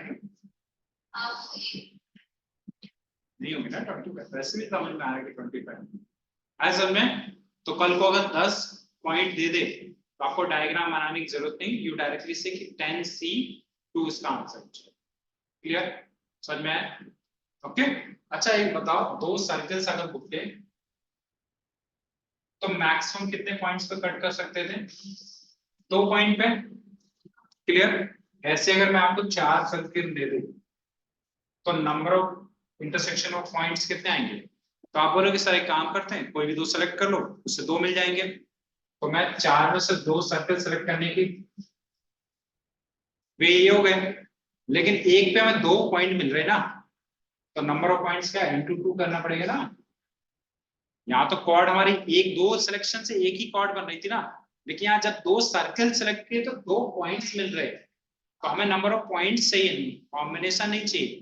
तो इतने से हम लोग 2 सर्कल सेलेक्ट कर सकते हैं, और ईच सर्कल सिलेक्शन में हमें 2 नंबर ऑफ पॉइंट्स मिल रहे हैं इंटरसेक्शन पर, है ना। तो इंटू 2 करते हैं, आया समझ में? और नहीं क्लियर? अब ट्राई करो ये क्वेश्चन और मुझे आंसर दो। आप डाउट पूछो, पूछो। देखो मैंने क्या किया, 2 सर्कल किए, मेरे पास 4 सर्कल थे, ऐसे करके 2 किए, लेट्स से दोनों कर दिए। तो जब इनको इंटरसेक्ट कराऊंगा तो मुझे कितने पॉइंट मिलेंगे? 2 मिलेंगे ना, एक सिलेक्शन पर 2 पॉइंट मिल रहे हैं ना। तो इतने नंबर ऑफ सिलेक्शन से number of combination of circle के, और ईच कॉम्बिनेशन में मेरा कितने मिल रहे? 2 पॉइंट्स मिले, तो हमें नंबर ऑफ पॉइंट्स चाहिए था इंटरसेक्शन पॉइंट, तो इंटू 2 करना पड़ेगा ना। देखो कितने कॉम्बिनेशन पॉसिबल है, इसको इसको 3 ले लेते हैं इसी का, इससे इसके साथ, इसका इसके साथ, इसका इसके साथ, कितने कॉम्बिनेशन पॉसिबल? 3। जब मैं कॉम्बिनेशन कर रहा था एक कॉम्बिनेशन कितने पॉइंट्स मिले थे? 2। तो 3 में कितने मिलेंगे? 6 मिलेंगे ना। तो वही तो मैं बोल रहा हूँ, कितने कॉम्बिनेशन पॉसिबल है सर्किल के, पेयर इतने पॉसिबल है, और ईच पेयर पे मुझे इंटरसेक्शन पॉइंट कितने मिले? 2। हाँ नहीं नहीं, 4 सर्किल में से कोई भी 2 सेलेक्ट किए मैंने, जैसे 3 सर्कल थे, इनमें से 2 सेलेक्ट किए, इसके मेथड 2 सेलेक्ट किए, ये भी कर सकते हो, ये भी कर सकते हो, तो इसके मेथड कितने हैं? 3C2, 3 इस मेथड है ना। और हाँ वही मैं बता रहा हूँ, इस केस में देखो 3 थे तो 3 के कितने मेथड हुए? 3 में हुए ना, 3C2 और ईच मैथ सिलेक्शन में कितने पॉइंट मिल रहे हैं? 2 पॉइंट मिल रहे हैं ना इंटरसेक्शन पॉइंट, तो इंटू 2 ही करना पड़ेगा ना, समझा? तो ये हमारा 4 में से 2 के सिलेक्ट करने के मेथड हैं, और ईच मेथड में 2 मिल रहे हैं, तो इंटू 2 करना पड़ेगा ना। ओके, आया आंसर?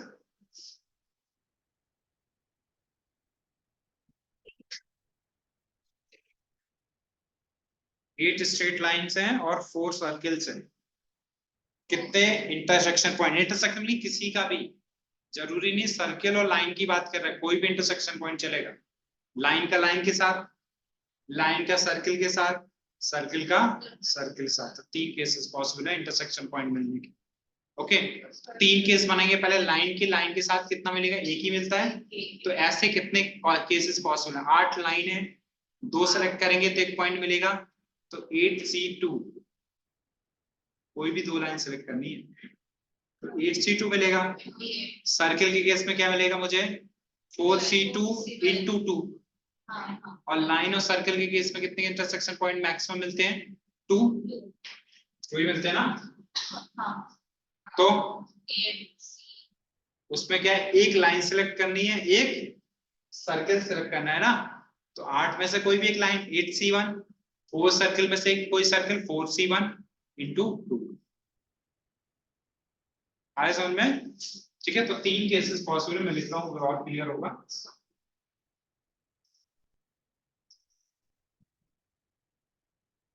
केस 1 में क्या आएगा मेरे पास, जब मैं 2 लाइंस के इंटरसेक्शन की बात करूंगा तो एक पेयर में मुझे मिलते हैं, एक लाइन अगर करेक्ट करेगी तो एक ही मैक्सिमम मिलेगा ना। ओके तो 8C2 कोई भी 2 लाइन सेलेक्ट कर लूं और उससे मिलेगा कितना, मुझे एक ही इंटरसेक्शन पॉइंट मिलेगा, ठीक है। केस 2 सर्कल सेलेक्ट कर लूं तो 4 सर्कल थे, 2 सेलेक्ट करने के मेथड 4C2, और ईच इंटरसेक्शन पे कितने मिलेंगे मुझे, 2 मिल रहे, तो इंटू 2 कर दिया, क्लियर। केस 3 जब मैं इंटरसेक्शन पॉइंट ऑफ किसके बात करूं, 1 लाइन एंड 1 सर्किल, तो एक सर्किल सेलेक्ट करना है, एक लाइन, और दोनों कंपलसरी एंड आएगा, तो मल्टीप्लिकेशन आएगा, कितना आएगा, 8C1 into 4C1 into 2 आ जाएगा, 2 इंटरसेक्शन पॉइंट बनेंगे ना एक कॉम्बिनेशन से, आया समझ में। तो इनको सॉल्व करके ऐड कर दो, क्लियर है होनी।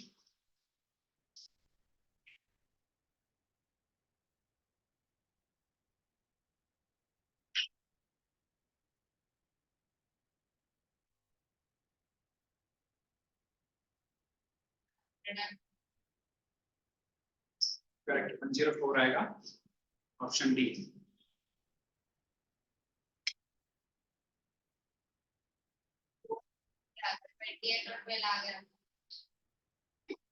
अच्छा इसका नहीं दिया हुआ,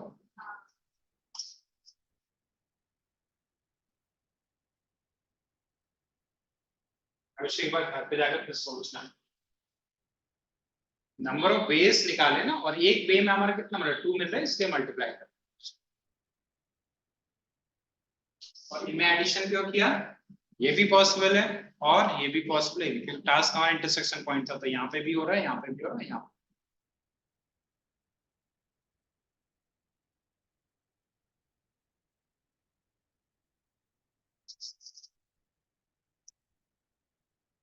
ठीक है। नेक्स्ट करें क्वेश्चन नंबर 10।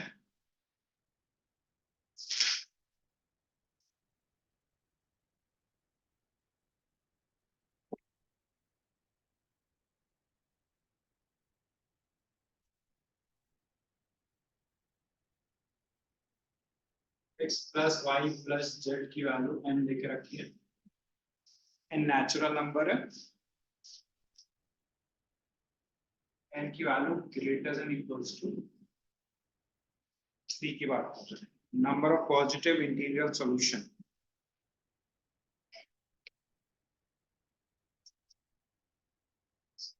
तो याद रखें n की value greater than equals to 3 है, मतलब n की वैल्यू क्या हो सकती है, 3 हो सकती है, 4 हो सकती है, ग्रेटर देन 5 तो बहुत कभी भी इनफाइनाइट तक चली जाएगी वो तो, समझ में आया। तो समझ में आ रहा है कि मुझे ऐसे तो नहीं आ रहा है, तो एक काम करो, इस क्वेश्चन का सबसे अच्छा तरीका n की वैल्यू कुछ पुट कर दो, तो ऑप्शन एलिमिनेट हो जाएंगे, है ना। तो पहले मैं ऑप्शन एलिमिनेट करके करते हैं, फिर मैं प्रॉपर मेथड आपको बताऊं कैसे करना है एक्चुअली, क्योंकि ये क्या हमारे एक केस पता है ना मुझे, n plus are minus 1 C R minus 1, that is for one value of n ना, यहाँ पे n की वैल्यू 2 भी हो सकती, सॉरी 3 भी हो सकती है, 4 भी, 5 भी, 6, सबका एडिशन करना पड़ेगा आपको, कॉम्बिनेशंस का, है ना, तो वो तो इनफाइनाइट तक जाएगा, तो या तो फिर वो बाइनोमियल वगैरह कुछ बनने लगेगा। ओके तो देखते हैं पैटर्न क्या मिल रहा है, तो पहले मैं ऑप्शंस लिखता हूँ, फिर इसको एलिमिनेट करता हूँ, पहले करेक्ट आंसर देखते हैं क्या होगा, n-1 C2, n-1 P2, n times of n minus 1 और d इज नन, ठीक है। ऐसा भी हो सकता है कुछ n की वैल्यू पुट कर दो तो दो ऑप्शन मैच कर जाएं। ओके, तो n की वैल्यू मिनिमम कितनी हो सकती है? 3 हो सकती है। तो मैं इससे स्टार्ट कर दूं, तो पहला केस में n इक्वल्स टू 3 ले लेता हूं। क्या आएगा? x plus Y plus Z equals to 3। तो ये तो आई थिंक हमने किया था, कितना आ रहा था? 10 नहीं, n प्लस r, तो 3 plus 3 minus 1 c, b minus 1, तो 5c 2, तो इसकी वैल्यू 10। क्लियर? तो ऑप्शन में पुट करके देखते हैं n की वैल्यू। n की वैल्यू यहाँ पे मैंने 3 पुट की तो 2c2 कितना आया? 2 आया, ठीक है। Positive integral solution, okay. और नेक्स्ट की बात करेंगे तो सॉरी n की वैल्यू 3 पुट किया, हाँ तो 3 आंसर 1, ठीक है। n की वैल्यू में 3 पुट की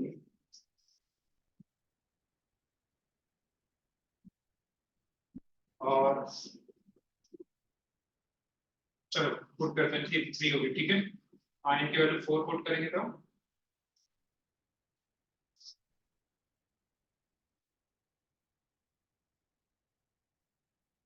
पॉजिटिव ही बोला है ना, number of positive integral solution.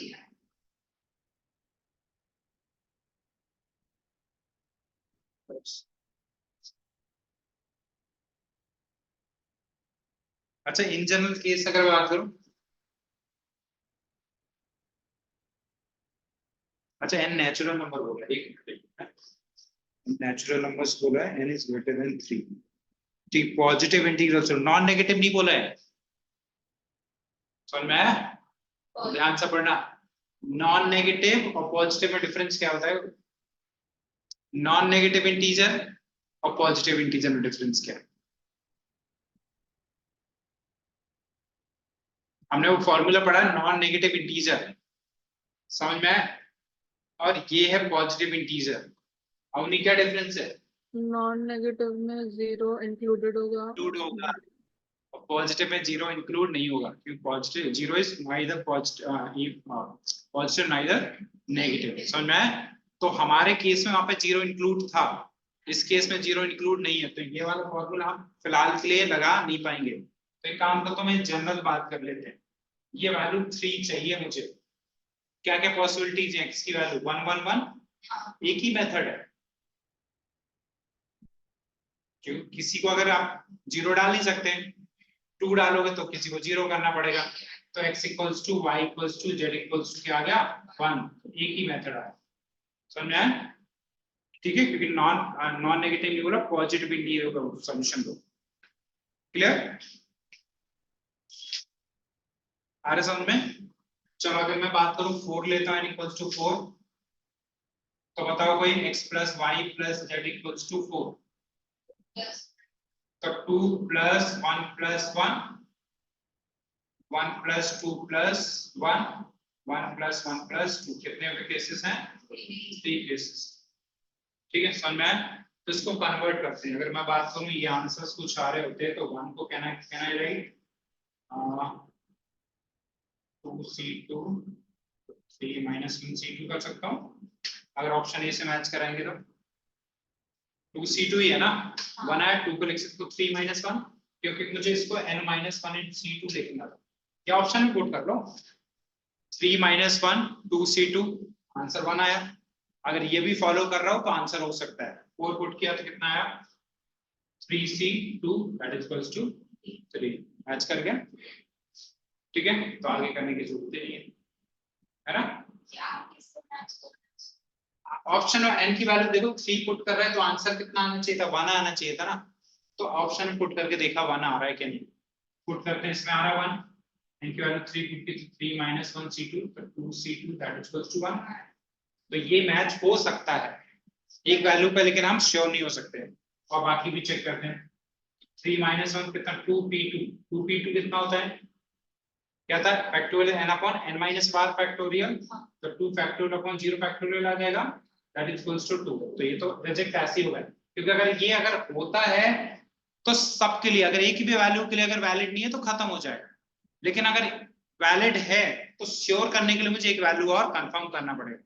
इसका देखते हैं क्या है, 3 into 2 6, तो ये भी खत्म हो गया। क्लियर, ये हो सकता है नॉन ऑफ दीज, तो इसको मैं और श्योर करता हूँ। तो 4 के लिए मैंने सॉल्व किया, मेरे 3 मेथड आ रहे हैं, तो 4 देखते हैं, 4 minus on 3 3c2 की वैल्यू 3 आ गई, कंफर्म हो गया यहाँ से। ठीक है, आगे समझ में। तो एक चीज और देखी मैंने इसमें, क्वेश्चन के अंदर लिखा है क्या, पॉजिटिव इंटीग्रल सॉल्यूशन।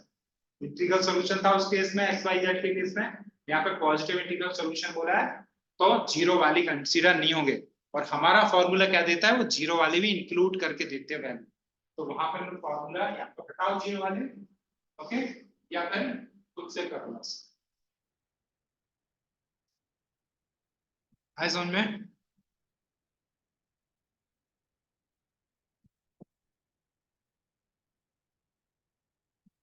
ब्रेक ले लें, सब ब्रेक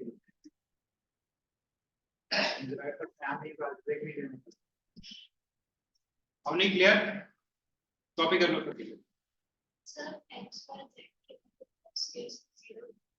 क्योंकि क्वेश्चन में बोला है पॉजिटिव इंटीजर, कहाँ बोला है, सॉल्यूशन वाला एक्स वाई जेड ही हुए ना, एक्स वाई उसकी काउंटिंग हमारे कितने, नंबर ऑफ सॉल्यूशन, ठीक है, तो उसकी जो कॉम्बिनेशन है वो कितने पेयर पॉसिबल है, वो नंबर ऑफ सॉल्यूशन।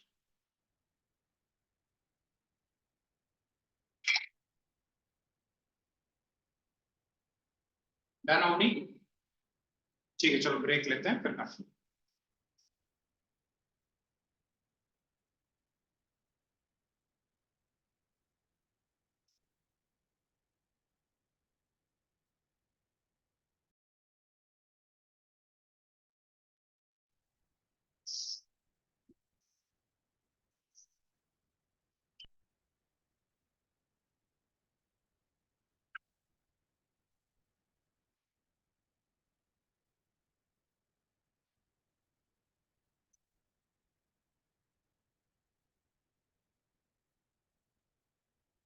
लेवल शुरू है।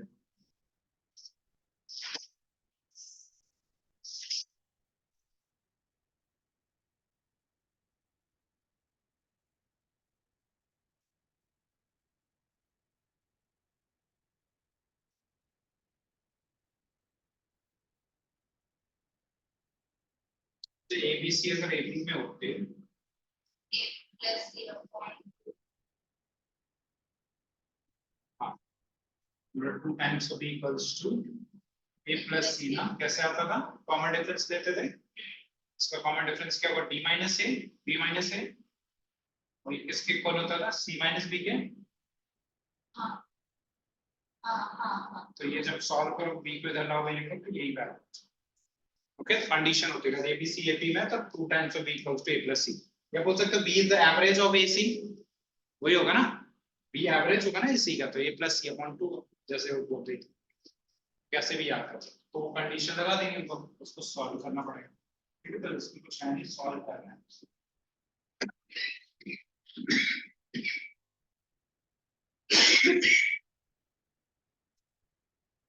2 times of middle term m c5 equals to, इनका सम हो जाएगा mc4 प्लस mc6, ठीक है, फॉर्मूला ओपन कर देते हैं mcr का, क्या होता है, factorial m upon factorial r into n minus r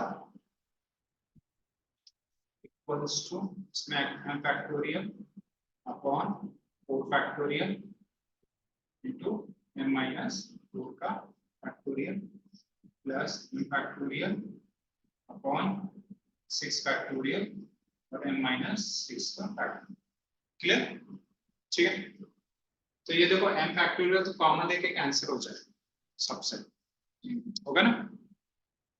अब ओपन करते हैं, अच्छा ये बताओ 4 5 6 में सबसे छोटा कौन सा है, 4, तो बाकी सबको 4 के ओपन करते हैं, 4 तक ओपन करते हैं, तो ये आएगा 2 times of m factorial upon 5 into 4 factorial, अच्छा इनका क्या सबसे छोटा है -4 -5 -6 6 होगा ना बेटा, m से हाँ। 6 सेपरेट करें तो इस तक लाना पड़ेगा, तो इसको ओपन करेंगे तो क्या आएगा, ये को ओपन करेंगे तो m-5 आएगा और फिर नेक्स्ट m-6 का फैक्टोरियल डायरेक्टली आ जाएगा। क्लियर अवनी, इसको ओपन करेंगे तो m-4 भी आएगा, फिर m-5 भी आएगा, फिर m-6 आएगा। ओके 4 तो करना नहीं है, 4 फैक्टोरियल क्या है, m-4 भी आया, m-5 भी आया और फिर आएगा m-6 के साथ factorial plus m factorial common, इसमें 6 को ओपन करेंगे 4 तक ला रहे हैं सबको, तो 6 into 5 into 4 फैक्टोरियल और m-6 का एज रहेगा ये फैक्टोरियल। क्लियर, तो कॉमन लेके यहीं पे कट कर दूं, तो जब m कॉमन लेंगे तो ये भाई कैंसिल हो गया और नीचे का कैंसिल हो गया, -6 -6 फैक्टोरियल 4 फैक्टोरियल 4 और फैक्टोरियल 4। क्लियर, और क्या बचेगा यहाँ पे मेरे पास 2/5 m-5 equal to 1/n-4 into m-6 plus 1/30. Plus 1/30। ठीक है, अब कैलकुलेशन कर लो इसकी, क्रॉस मल्टीप्लाई करके बोलो।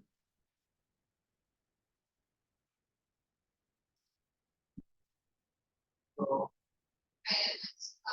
m-4 m-5 से मल्टीप्लाई कर लो पूरे में, पूरे इक्वेशन में, या ऐसे लेके सेम थिंग है, तो m-5 कैंसिल होगा तो बचेगा 2m-5 4 अपॉन 5, यहाँ पे बचेगा मेरे पास 1 प्लस 1/30 -4, ठीक है 30 से भी मल्टीप्लाई कर रहा हूँ तो 6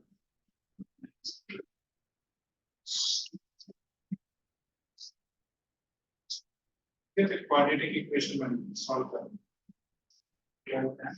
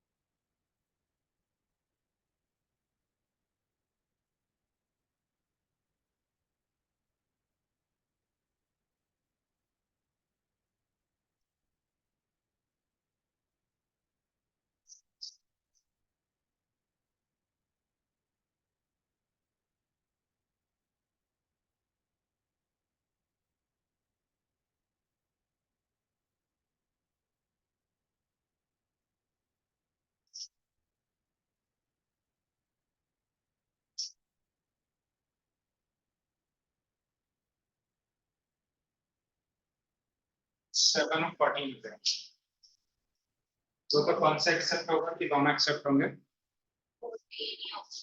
ऑप्शन में 14 ही है, तो ज्यादा कुछ सोचने की जरूरत नहीं है, दोनों होते तो दोनों एक्सेप्ट होते क्या,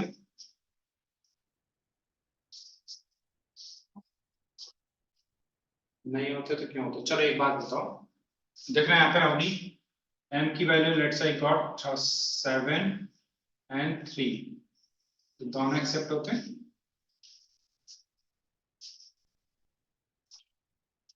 7 और 3, अगर नहीं होते तो क्यों नहीं होते, सर वो छोटा हो जाएगा उससे। एनसीआर में बताया था मैंने कि ऐसे नहीं हो सकता कि आप 5 ऑब्जेक्ट में से 6 ऑब्जेक्ट सिलेक्ट करो, तो n should be always greater than और इक्वल्स टू r ना, तो n की वैल्यू 3 नहीं हो सकती, 3 में से 4 ऑब्जेक्ट कैसे सिलेक्ट कर लोगे, है ना, यहाँ इस कंडीशन को फॉलो हो रहा है तो दोनों एक्सेप्ट होंगे, कोई भी ऑप्शन होता आंसर करेक्ट, ठीक है, तो रिजेक्ट नहीं होगा, मैंने बता दिया कि अगर ऐसा होता तो रिजेक्ट होता, बाकी तो हमारा कोई एक ही कंडीशन उसको फुलफिल कर रहे हैं दोनों, तो दोनों एक्सेप्ट होंगे, ठीक है, क्योंकि 6 या 6 से छोटा नहीं हो सकता, सॉरी 6 से छोटा नहीं हो सकता है m,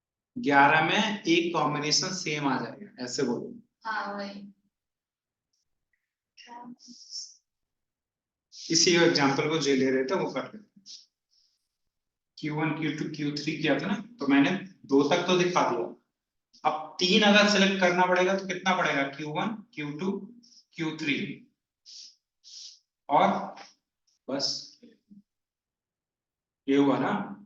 दूसरा भी क्या करेगा? तो यही सिलेक्शन आ जाएगा 3 में, तो एक ही स्टूडेंट हुआ। समझ में? क्लियर? तो मतलब क्या, हाफ से ज्यादा तो पॉसिबल ही नहीं है। हाफ से ज्यादा जैसे ही लोगे तो क्या होगा? वो रिपीट होने स्टार्ट होगा। Q1 Q2 Q3 फिर से Q1 Q2 Q3 आ जाएगा। समझा? क्लियर? तो आप देखो, खुद से सोचो, अगर मेरे पास 20 क्वेश्चंस थे तो 1 क्वेश्चन तो पॉसिबल था, तो 20 बच्चे 20 कॉम्बिनेशन हो जाएंगे। 2 क्वेश्चंस होते तो भी हो जाते, बहुत सारे कॉम्बिनेशन बन जाते। 3 होते ठीक है, 9 तक हो, तो जैसे ही 10 में जाओगे 10 क्वेश्चन चाहिए। समझा? तो 10 कॉम्बिनेशन चाहिए थे, तो मेरे पास 10 में क्या हो सकता कॉम्बिनेशन है? 10 क्वेश्चन मैंने सेलेक्ट कर लिए Q1 से लेके Q10 तक, और नेक्स्ट Q11 से लेके मैंने क्या किया? Q20 तक कर दिया। इसमें भी अरेंजमेंट हो जाएंगे डिफरेंट डिफरेंट। क्लियर? लेकिन जैसे मैं 11 में जाऊंगा तो एक कॉम्बिनेशन क्या आ जाएगा? कॉमन आना स्टार्ट हो जाएगा। समझ में नहीं आया? क्योंकि देखो, हाफ से ज्यादा जैसे ही लोगे तो एक कॉम्बिनेशन कॉमन आएगा कि नहीं आएगा? अच्छा हाँ समझा, आपने पहले बताया।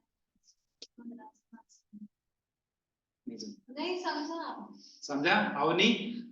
ओके, तो उनमें से कोई भी कितना 10 सेलेक्ट कर लो मैक्सिमम, बस ये हमारे कॉम्बिनेशन होगा, नंबर ऑफ बेस हो जाएंगे। Okay, clear? क्वेश्चन को जो पूछा है उससे सोचना नहीं है, नंबर ऑफ बेस में जाके सोच, क्वेश्चन इजी हो जाए।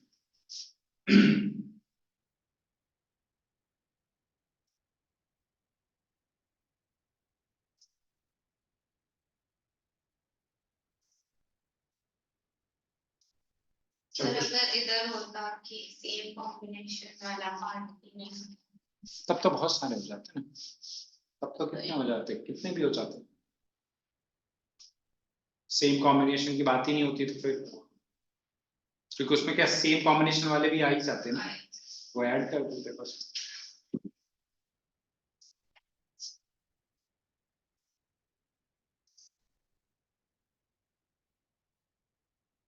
तो वहां पे क्या 20 में से कोई भी 20 सेलेक्ट कर लो, 20 में से 19 भी कर सकते थे हम।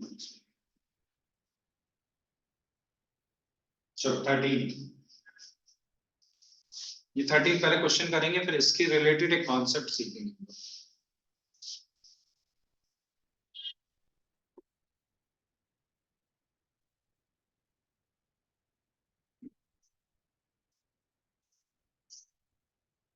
डिफरेंट थिंग्स हैं 32। ओके, इक्वली अमंग 4 पर्सन में हमें इक्वली डिस्ट्रीब्यूट करना है। तो आप बताओ, अगर 4 पर्सन में 32 डिस्ट्रीब्यूट कर रहे हैं तो कितनी कितनी ईच को मिलेंगे? 8 मिल जाएंगे, है ना? तो इतना तो पता है मुझे कि 32 अपॉन 4 किया तो 8 ईच पर्सन को मिल जाएंगे। अब ये कौन सी 8 होंगी, ये हमें सेलेक्ट करना पड़ेगा। तो क्या इससे एक काम करते हैं, पहले मैं 32 में से लेट्स से 4 पर्सन मैंने बिठा दिया, है ना? आप तीनों एक, मैं हो गया 4। तो 32 में से काम करेंगे सकीना और सर, एक काम करो, 32 में से मैं 8 सेलेक्ट कर लेती हूँ। कितने मेथड से मैं सेलेक्ट कर सकती हूँ? 32C 8 से सेलेक्ट कर लिया आपने। ओके, अब आपने खुद रख लिया, ठीक है, पहले खुद ही ले लिया। अब आए आई शीट, तो आप फिर गए उस बैग से, आपने निकालना स्टार्ट किया। कितने बचे थे उसमें? 8 तो आपने रख लिए ना अपने पास, तो 32 में से 24 बचे। अब 24 में से कोई भी एक सिलेक्शन के कितने मेथड हुए? 24C8, समझ में आया? क्लियर? चारों को बांटने था, एंड आ रहा है तो मल्टीप्लाई तो होगा। हाँ। अब कितना बचा मेरे पास बैग में? 16 में अब क्या आप अवनी को दे दोगे, तो फिर उसमें से बोलोगे कितने मेथड से सिलेक्ट कर सकते हैं, ये हो जाएगा। क्लियर? और फिर 8 में 8 तो फिर जो 8 बचे वो पूरे पूरे मुझे मिल जाएंगे। समझ में आया? तो ये मल्टीप्लाई कर सके हम। ओके, समझ में आया? तो ये कब था? जब मेरे पास डिफरेंट डिस्टिंक्ट ऑब्जेक्ट्स थे। समझ में आया? क्लियर? तो ये इक्वली डिस्ट्रीब्यूट किया मैंने कितने, इसमें 4 पर्सन्स में किया। आया क्वेश्चन समझ में? इंपॉर्टेंट है यार, है ना? मैंने कोई कॉन्सेप्ट नहीं बताया, जस्ट एक नॉर्मल मेथड कराया।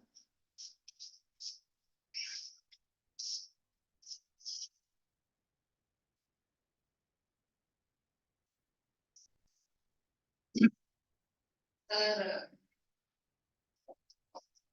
तो ऑप्शन मैच नहीं कर रहा है, थोड़ा मैच कराने की कोशिश करते हैं। हम एक काम करते हैं, ओपन कर देते हैं इसको। ये आएगा 32 factorial upon 8 factorial into 24 factorial, है ना? ये 24 इससे आगे कैंसिल होते चले जाएंगे, है ना? तो 24 factorial upon 8 factorial into 16 factorial into 16 factorial upon 8 factorial into 8 factorial into, ये तो 1 ही होता है एनसीएम। 16 कैंसिल, 24 कैंसिल, क्या बचा? 32 फैक्टोरियल डिवाइड बाय 8 फैक्टोरियल 1 2 3 4 की पावर 4। ऑप्शन बी आ, ठीक है? तो डायरेक्ट नहीं गया।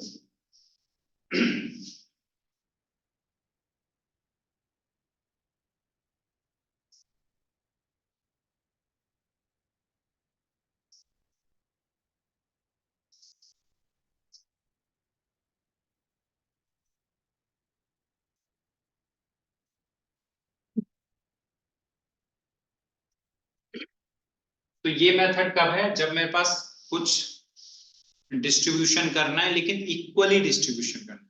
ठीक है, अब क्या मेरे पास जैसे 10 बॉल्स हैं, डिफरेंट बॉल्स या चॉकलेट्स हैं, 10 डिफरेंट चॉकलेट्स हैं, उनको मुझे 4 डिफरेंट पर्सन्स में डिस्ट्रीब्यूट करना है, इक्वली नहीं करना।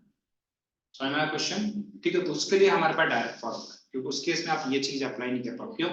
क्योंकि आप ऐसा हो सकता है कि लेट्स से फॉर एग्जांपल ये बॉक्सेस थे, ये बॉक्स में 0 डालो, 1 डालो, 2 डालो, 3 डालो, कितनी भी डाल सकते हो, तो प्रॉब्लम क्रिएट है। ठीक है, तो उसके हम लोग फॉर्मूला, तो ये चीज 2 केसेस हो सकते हैं, उसमें भी क्या है, एन डिफरेंट थिंग्स हो सकती हैं, एम सेम थिंग्स भी हो सकती हैं, 2 केसेस हैं। ठीक है, तो उनके लिए मैं डायरेक्टली फॉर्मूला आपको लिखवाता हूँ, एक से आप लोग अवेयर हो, है ना? लेकिन हम लोग उसको यूज यहाँ पे करते हैं। कर लिया कॉपी? ठीक है, तो मैं डायरेक्टली दिखा देता हूँ सेंटेंसेस में।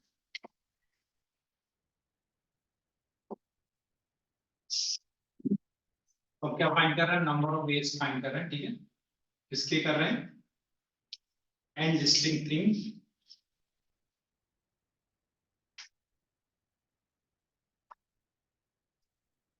इन आर डिस्टिंक्ट बॉक्सेस। ठीक है, such that each box is filled with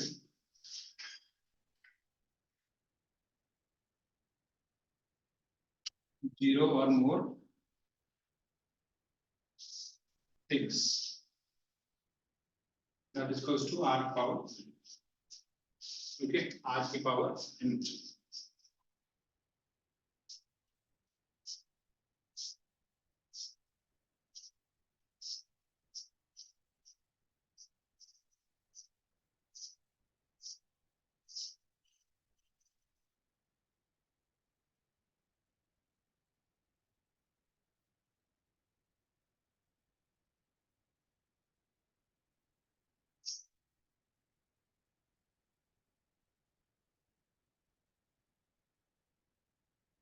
ठीक है, इसको एक थोड़ा सा छोटे से एग्जांपल समझाता हूँ। जैसे मेरे पास 3 बॉक्सेस थे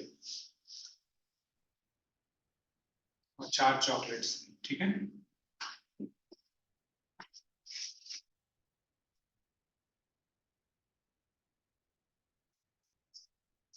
ठीक है, जैसे वो एनवेलप और वो होते हैं ना, पोस्ट कार्ड वाले, वो वाले।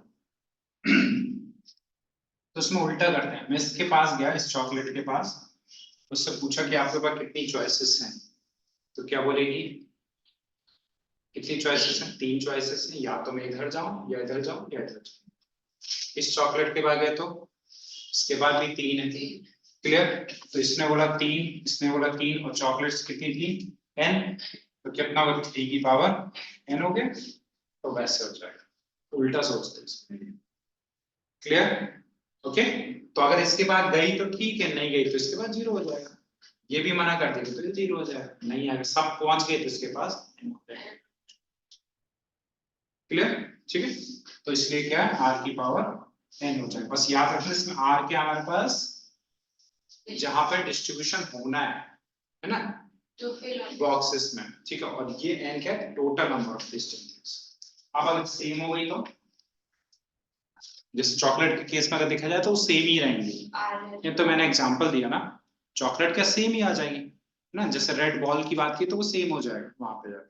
तो वो इस केस में ये आएगा नंबर ऑफ वेज। ठीक है, यहाँ पर मैंने डिस्ट्रीब्यूशन ही लिखा। ओके, तो लिख रहे हैं number of ways of distributing N identical things in our district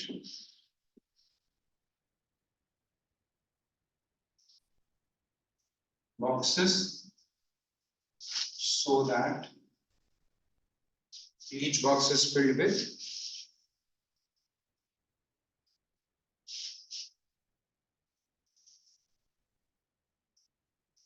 zero or more things। ठीक है, सेम केस है, बस क्या है सेम थिंग हो गई। ठीक है, डिफरेंट नहीं।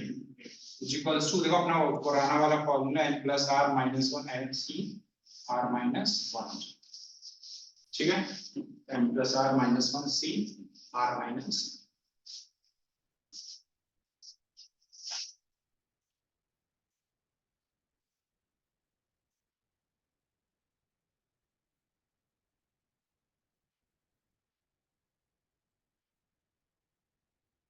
ओके, चलो 14 क्वेश्चन का 13 हुआ है 14। इसके लगेगा तो नेक्स्ट लेक्चर में कोई क्वेश्चन का हल होगा।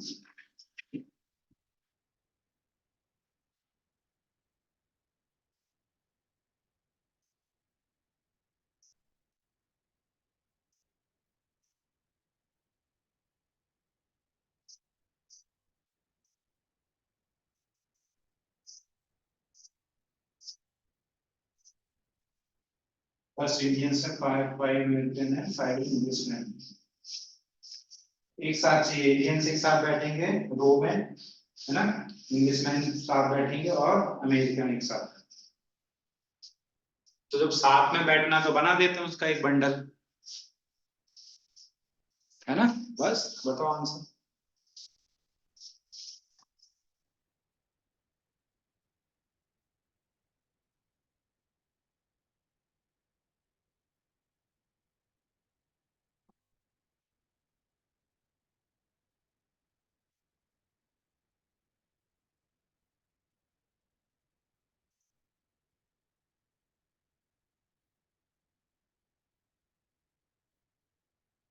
अब रो में बिठाना है तो कितने बेस से हम लोग बिठा सकते हैं?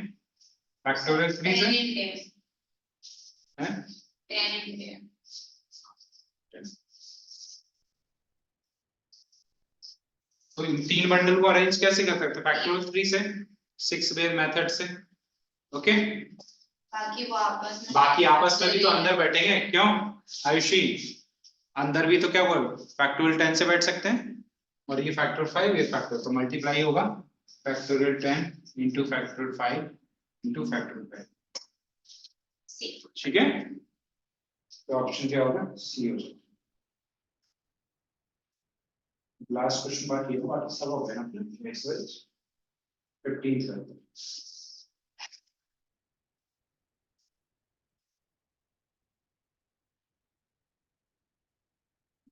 होनी क्लियर है?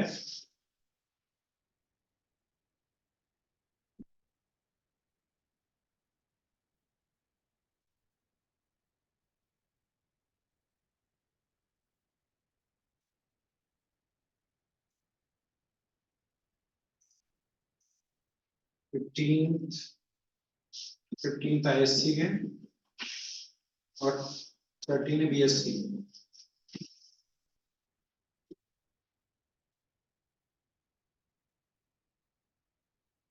Analyze so that no two BSc candidate may qualify।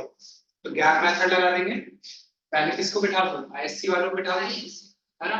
तो ISC को जब बिठाने गया तो कितने अरेंजमेंट हो सकते हैं? 15 फैक्टोरियल हो जाएगा। क्यों? अब गैप कितने आएंगे? मैं लिखने बना नहीं रहा हूँ। 16 ना, 15 बैठेंगे तो 16 गैप आएंगे। 16 में कितने का बिठाना है मुझे? 13। तो कितना आया? 16 C 13 और आपस में भी अरेंजमेंट हो जाएगा उनका 13 का। और ये क्या बनता है? देखो ध्यान से, ये 16 P 13 होता है ना, इसको तो P बोलते हैं फैक्टोरियल। इसमें क्या होता है? P में क्या होता है? n factorial upon n minus r होता है ना। और इसी में अगर मैं क्या करूं, r फैक्टोरियल लगा दूं तो ये मेरा क्या बन जाता है? C बन जाता है।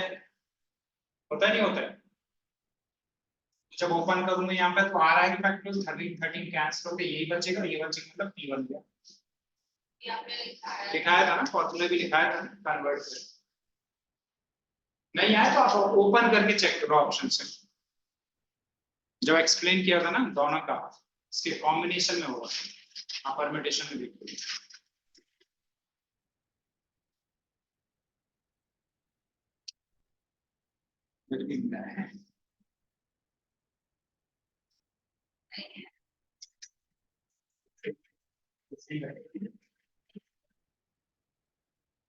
आया था ना फॉर्मूला, याद है? सिर्फ सर्कल बना के किया, ये किया लिखा तो ये लिखा।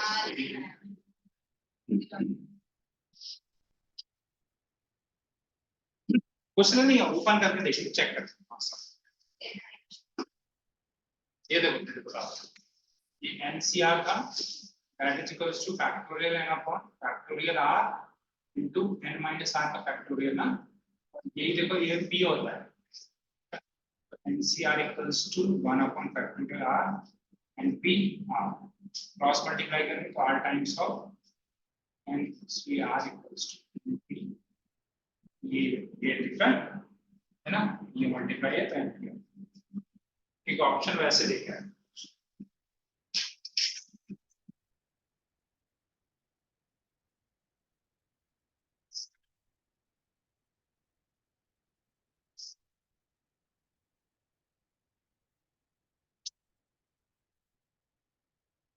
इसका चैलेंज के क्वेश्चन करते हैं तो बताएंगे तो आगे क्वेश्चन।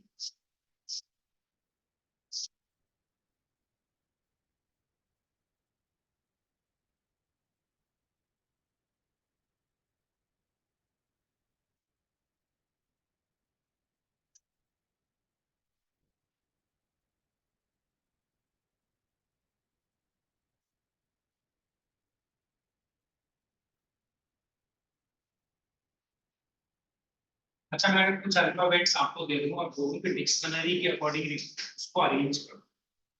तो आप कैसे अरेंज वर्ड्स बनाओ, तो इसको अरेंज कैसे करना है? डिक्शनरी तो पता ही नहीं सबको। पहले ए के वर्ड्स आते हैं, फिर ए के अंदर भी ए वाले आते हैं या ए बी वाले आते हैं, वैसे करके आते हैं। ठीक है, तो मैंने क्या एक रैंडम वर्ड दिया,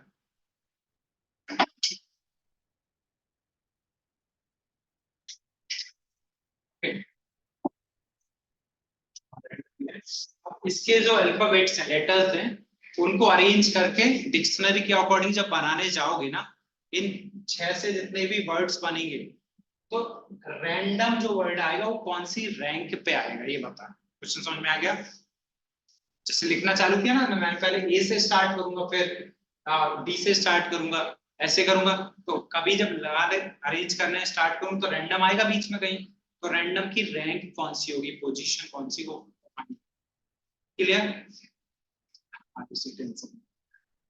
बहुत इजी है, एक बार समझ जाओगे तो खत्म हो जाएगा। तो अच्छा करना है, केवल लेटर्स को अगर मैं अरेंज करूं अल्फाबेट्स को, तो कैसे आएगा? पहले ए आता है तो पहले ए वाले वर्ड्स आएंगे सब, फिर कौन से आएंगे? डी वाले आएंगे, फिर सी का एम आएगा, एबीसीडी सिखानी पड़ेगी। MNOPQR लेता हूँ एक्स्ट्रा आए समझ में। तो देखो मुझे काम कहाँ से स्टार्ट होगा, आर से स्टार्ट होगा ना, तो इसके पहले वाले वर्ड तो मैं डायरेक्टली काउंट कर लूं। अगर मैं ए से स्टार्ट होने वाले वर्ड की बात करूं, अंदर से मतलब ही नहीं, अंदर जितने भी वर्ड्स आएंगे सब हमारे काम के काउंट ही करने हैं। तो मैं कितना 6 उसका आएगा। तो अगर ए से स्टार्ट कर रहा हूं तो कितने वर्ड्स आएंगे बाकी, 5 बचा। तो 5 4 3 2 1, तो फैक्टोरियल 5 हो गया। ऐसी कहां से स्टार्ट होगा, डी से भी स्टार्ट होगा, एम से भी स्टार्ट होगा, एन से भी स्टार्ट होगा, ओ से भी स्टार्ट होगा। यहाँ तक क्लियर है। आर से रैंडम आएगा तो मुझे अरेंज करना पड़ेगा ना, आर के बाद कौन सा आएगा। आर से पहले तक तो श्योर था, आर के बाद मुझे थोड़ा सा संभल के करना। मैं करूंगा काउंट, लेकिन मैं उसके पहले के जो मुझे श्योर है कि मुझे पता है। तो ये फैक्टोरियल 5 है, कितने बार आएगा, 5 बार आ जाएगा। 5 फैक्टोरियल इज 120 into 5 is 600। ठीक है, नहीं तो यहाँ पे देख लो इसके पास कितने मेथड है, 1 2 3 4 5, 5 इसको भी देख लो। और 5 into factorial 5 that is equals to 5 into 120 equals to 600। ये चीज समझ में आ गई। तो 600 तक तो पहुंच गए। अब कहाँ पहुंच गया मैं, अब आर से स्टार्ट होंगे वर्ड्स। ठीक है, क्लियर। तो मुझे ये सीक्वेंस क्यों लिखा मुझे आपको समझ में आएगा। ठीक है, इसको रब कर दूंगे, लिखोगे पहले बोल सामने दिखाएंगे, बोल दिया करो कहीं, मतलब लिखना है और मैं इरेज करूँ ना, तो मुझे याद नहीं रहता तो बता दे सब कुछ। तो यहाँ 600 मैंने लिख दिया कि 600 तो आ गए। आर स्टार्ट होने से पहले 600 वर्ड्स आ चुके हैं।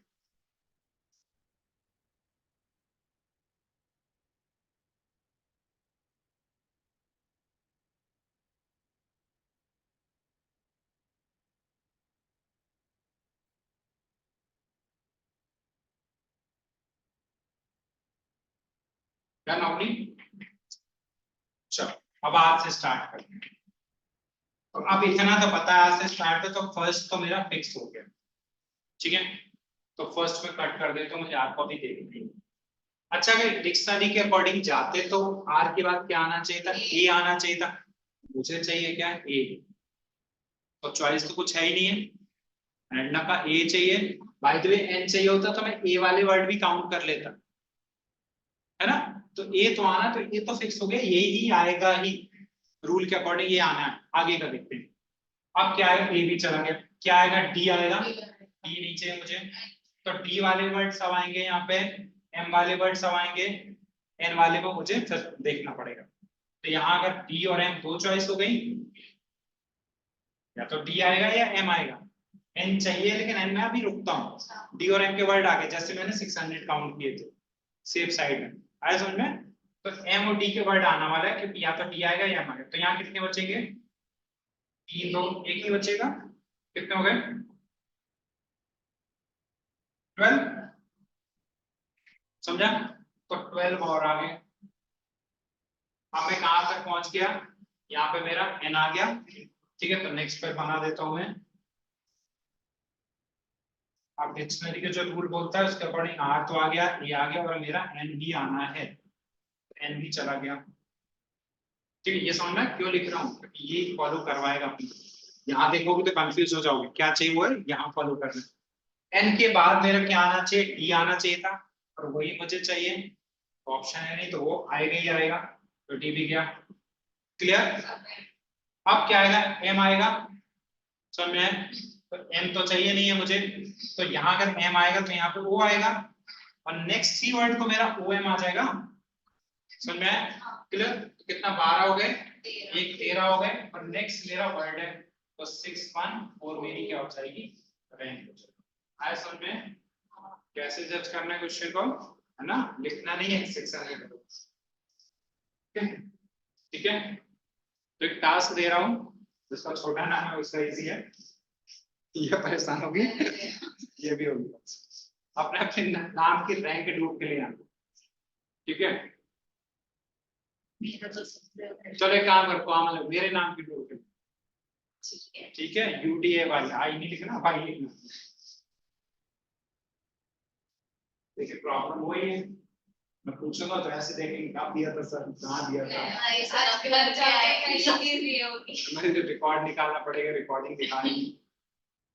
रिकॉर्ड हो गया है। और नहीं क्या दिया होमवर्क? आपके नाम का रैंक स्पेलिंग क्या है? UDAY। ठीक है, रैंक बताना, ठीक है। आपने भी कर लेना, इसमें ऐसा कुछ प्रॉब्लम नहीं है ना।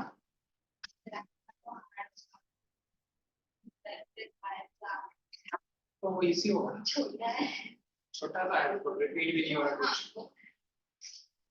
देखो 600 में कोई प्रॉब्लम नहीं हुई थी मुझे, है ना। बस लास्ट में थोड़ा सा देखना, इसमें वैसे इजी वाला था थोड़ा। तो ये काम आप लोग याद दिलाना मुझे, मैं भाई तुम्हें भूल जाऊंगा, बस ये थोड़ी बात भूल जाता हूँ तो आपको याद है। क्लियर? अच्छा इसके देखना चैलेंजेस के लास्ट के क्वेश्चन देखो, आपको ऐसा लगेगा कि आपने किए होंगे। जैसे मैं बात करूंगा how many 5 digit number divisible by 4 can be formed digit, ठीक है। How many 3 digit number can be formed using 2 3 4 5। तो क्वेश्चंस कुछ कुछ तो आप कर ही लोगे। जैसे देयर आर 17 पढ़ो, there are 10 points in a plane of which 5 points are collinear. तो 5 अगर पॉइंट कोलिनियर हैं, है ना, एक ही लाइन में लाइन कर, then the number of distinct straight lines can be formed। तो अगर मैं बात करूं एक स्ट्रेट लाइन फॉर्म करना है तो कितने पॉइंट चाहिए मुझे? 2 पॉइंट्स में एक स्ट्रेट लाइन फॉर्म हो जाएगी। लेकिन जो मेरे पास ये पॉइंट जो एक ही कोलिनियर पॉइंट में थे, इनसे तो एक ही लाइन बनेगी ना। तो ये वाले हमें माइनस करने पड़ेंगे, क्योंकि हम अगर मैं जैसे 10 पॉइंट्स थे तो मैं 10C2 कर दूं तो ये नंबर ऑफ लाइंस मिल जाएंगी, कोई भी दो सेलेक्ट करके ज्वाइन कर दो। लेकिन उसमें से ये वाले हमें क्या करना पड़ेगा? माइनस। कौन से माइनस करोगे? 5 जो कोलिनियर है उनसे जितने बनने वाले हैं। लेकिन जब माइनस करोगे तो सब माइनस हो जाएंगे, एक लाइन ऐड भी तो करनी पड़ेगी, ये एक तो बनाएगी ना कम से कम, समझा? तो ट्राई करना, नहीं होगा तो हम लोग डिस्कस करेंगे, लेकिन आप जितना पूछोगे मैं उतना डिस्कस करूंगा। अपने मन से एक ही दो क्वेश्चन ज्यादा नहीं करूंगा, कुछ ही कुछ करूंगा, ठीक है। कुछ क्वेश्चन करना है मुझे, लेकिन मैं ऐसे ही करूंगा, ठीक है। जैसा क्वेश्चन नंबर 4 देखो,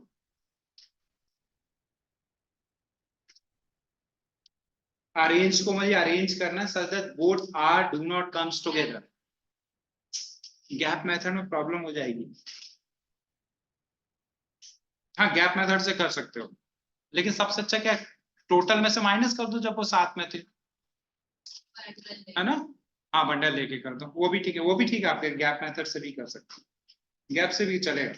हाँ हो जाए, गैप से भी डायरेक्ट आ जाए। जैसे how many 5 digit number divisible by 9 can be form.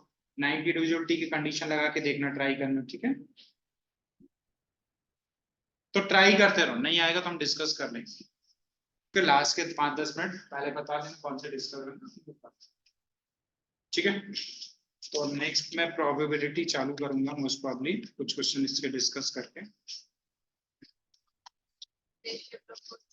हाँ वो अभी क्योंकि ये कंटिन्यू चैप्टर है ना, तो इसलिए कर लेंगे, है ना।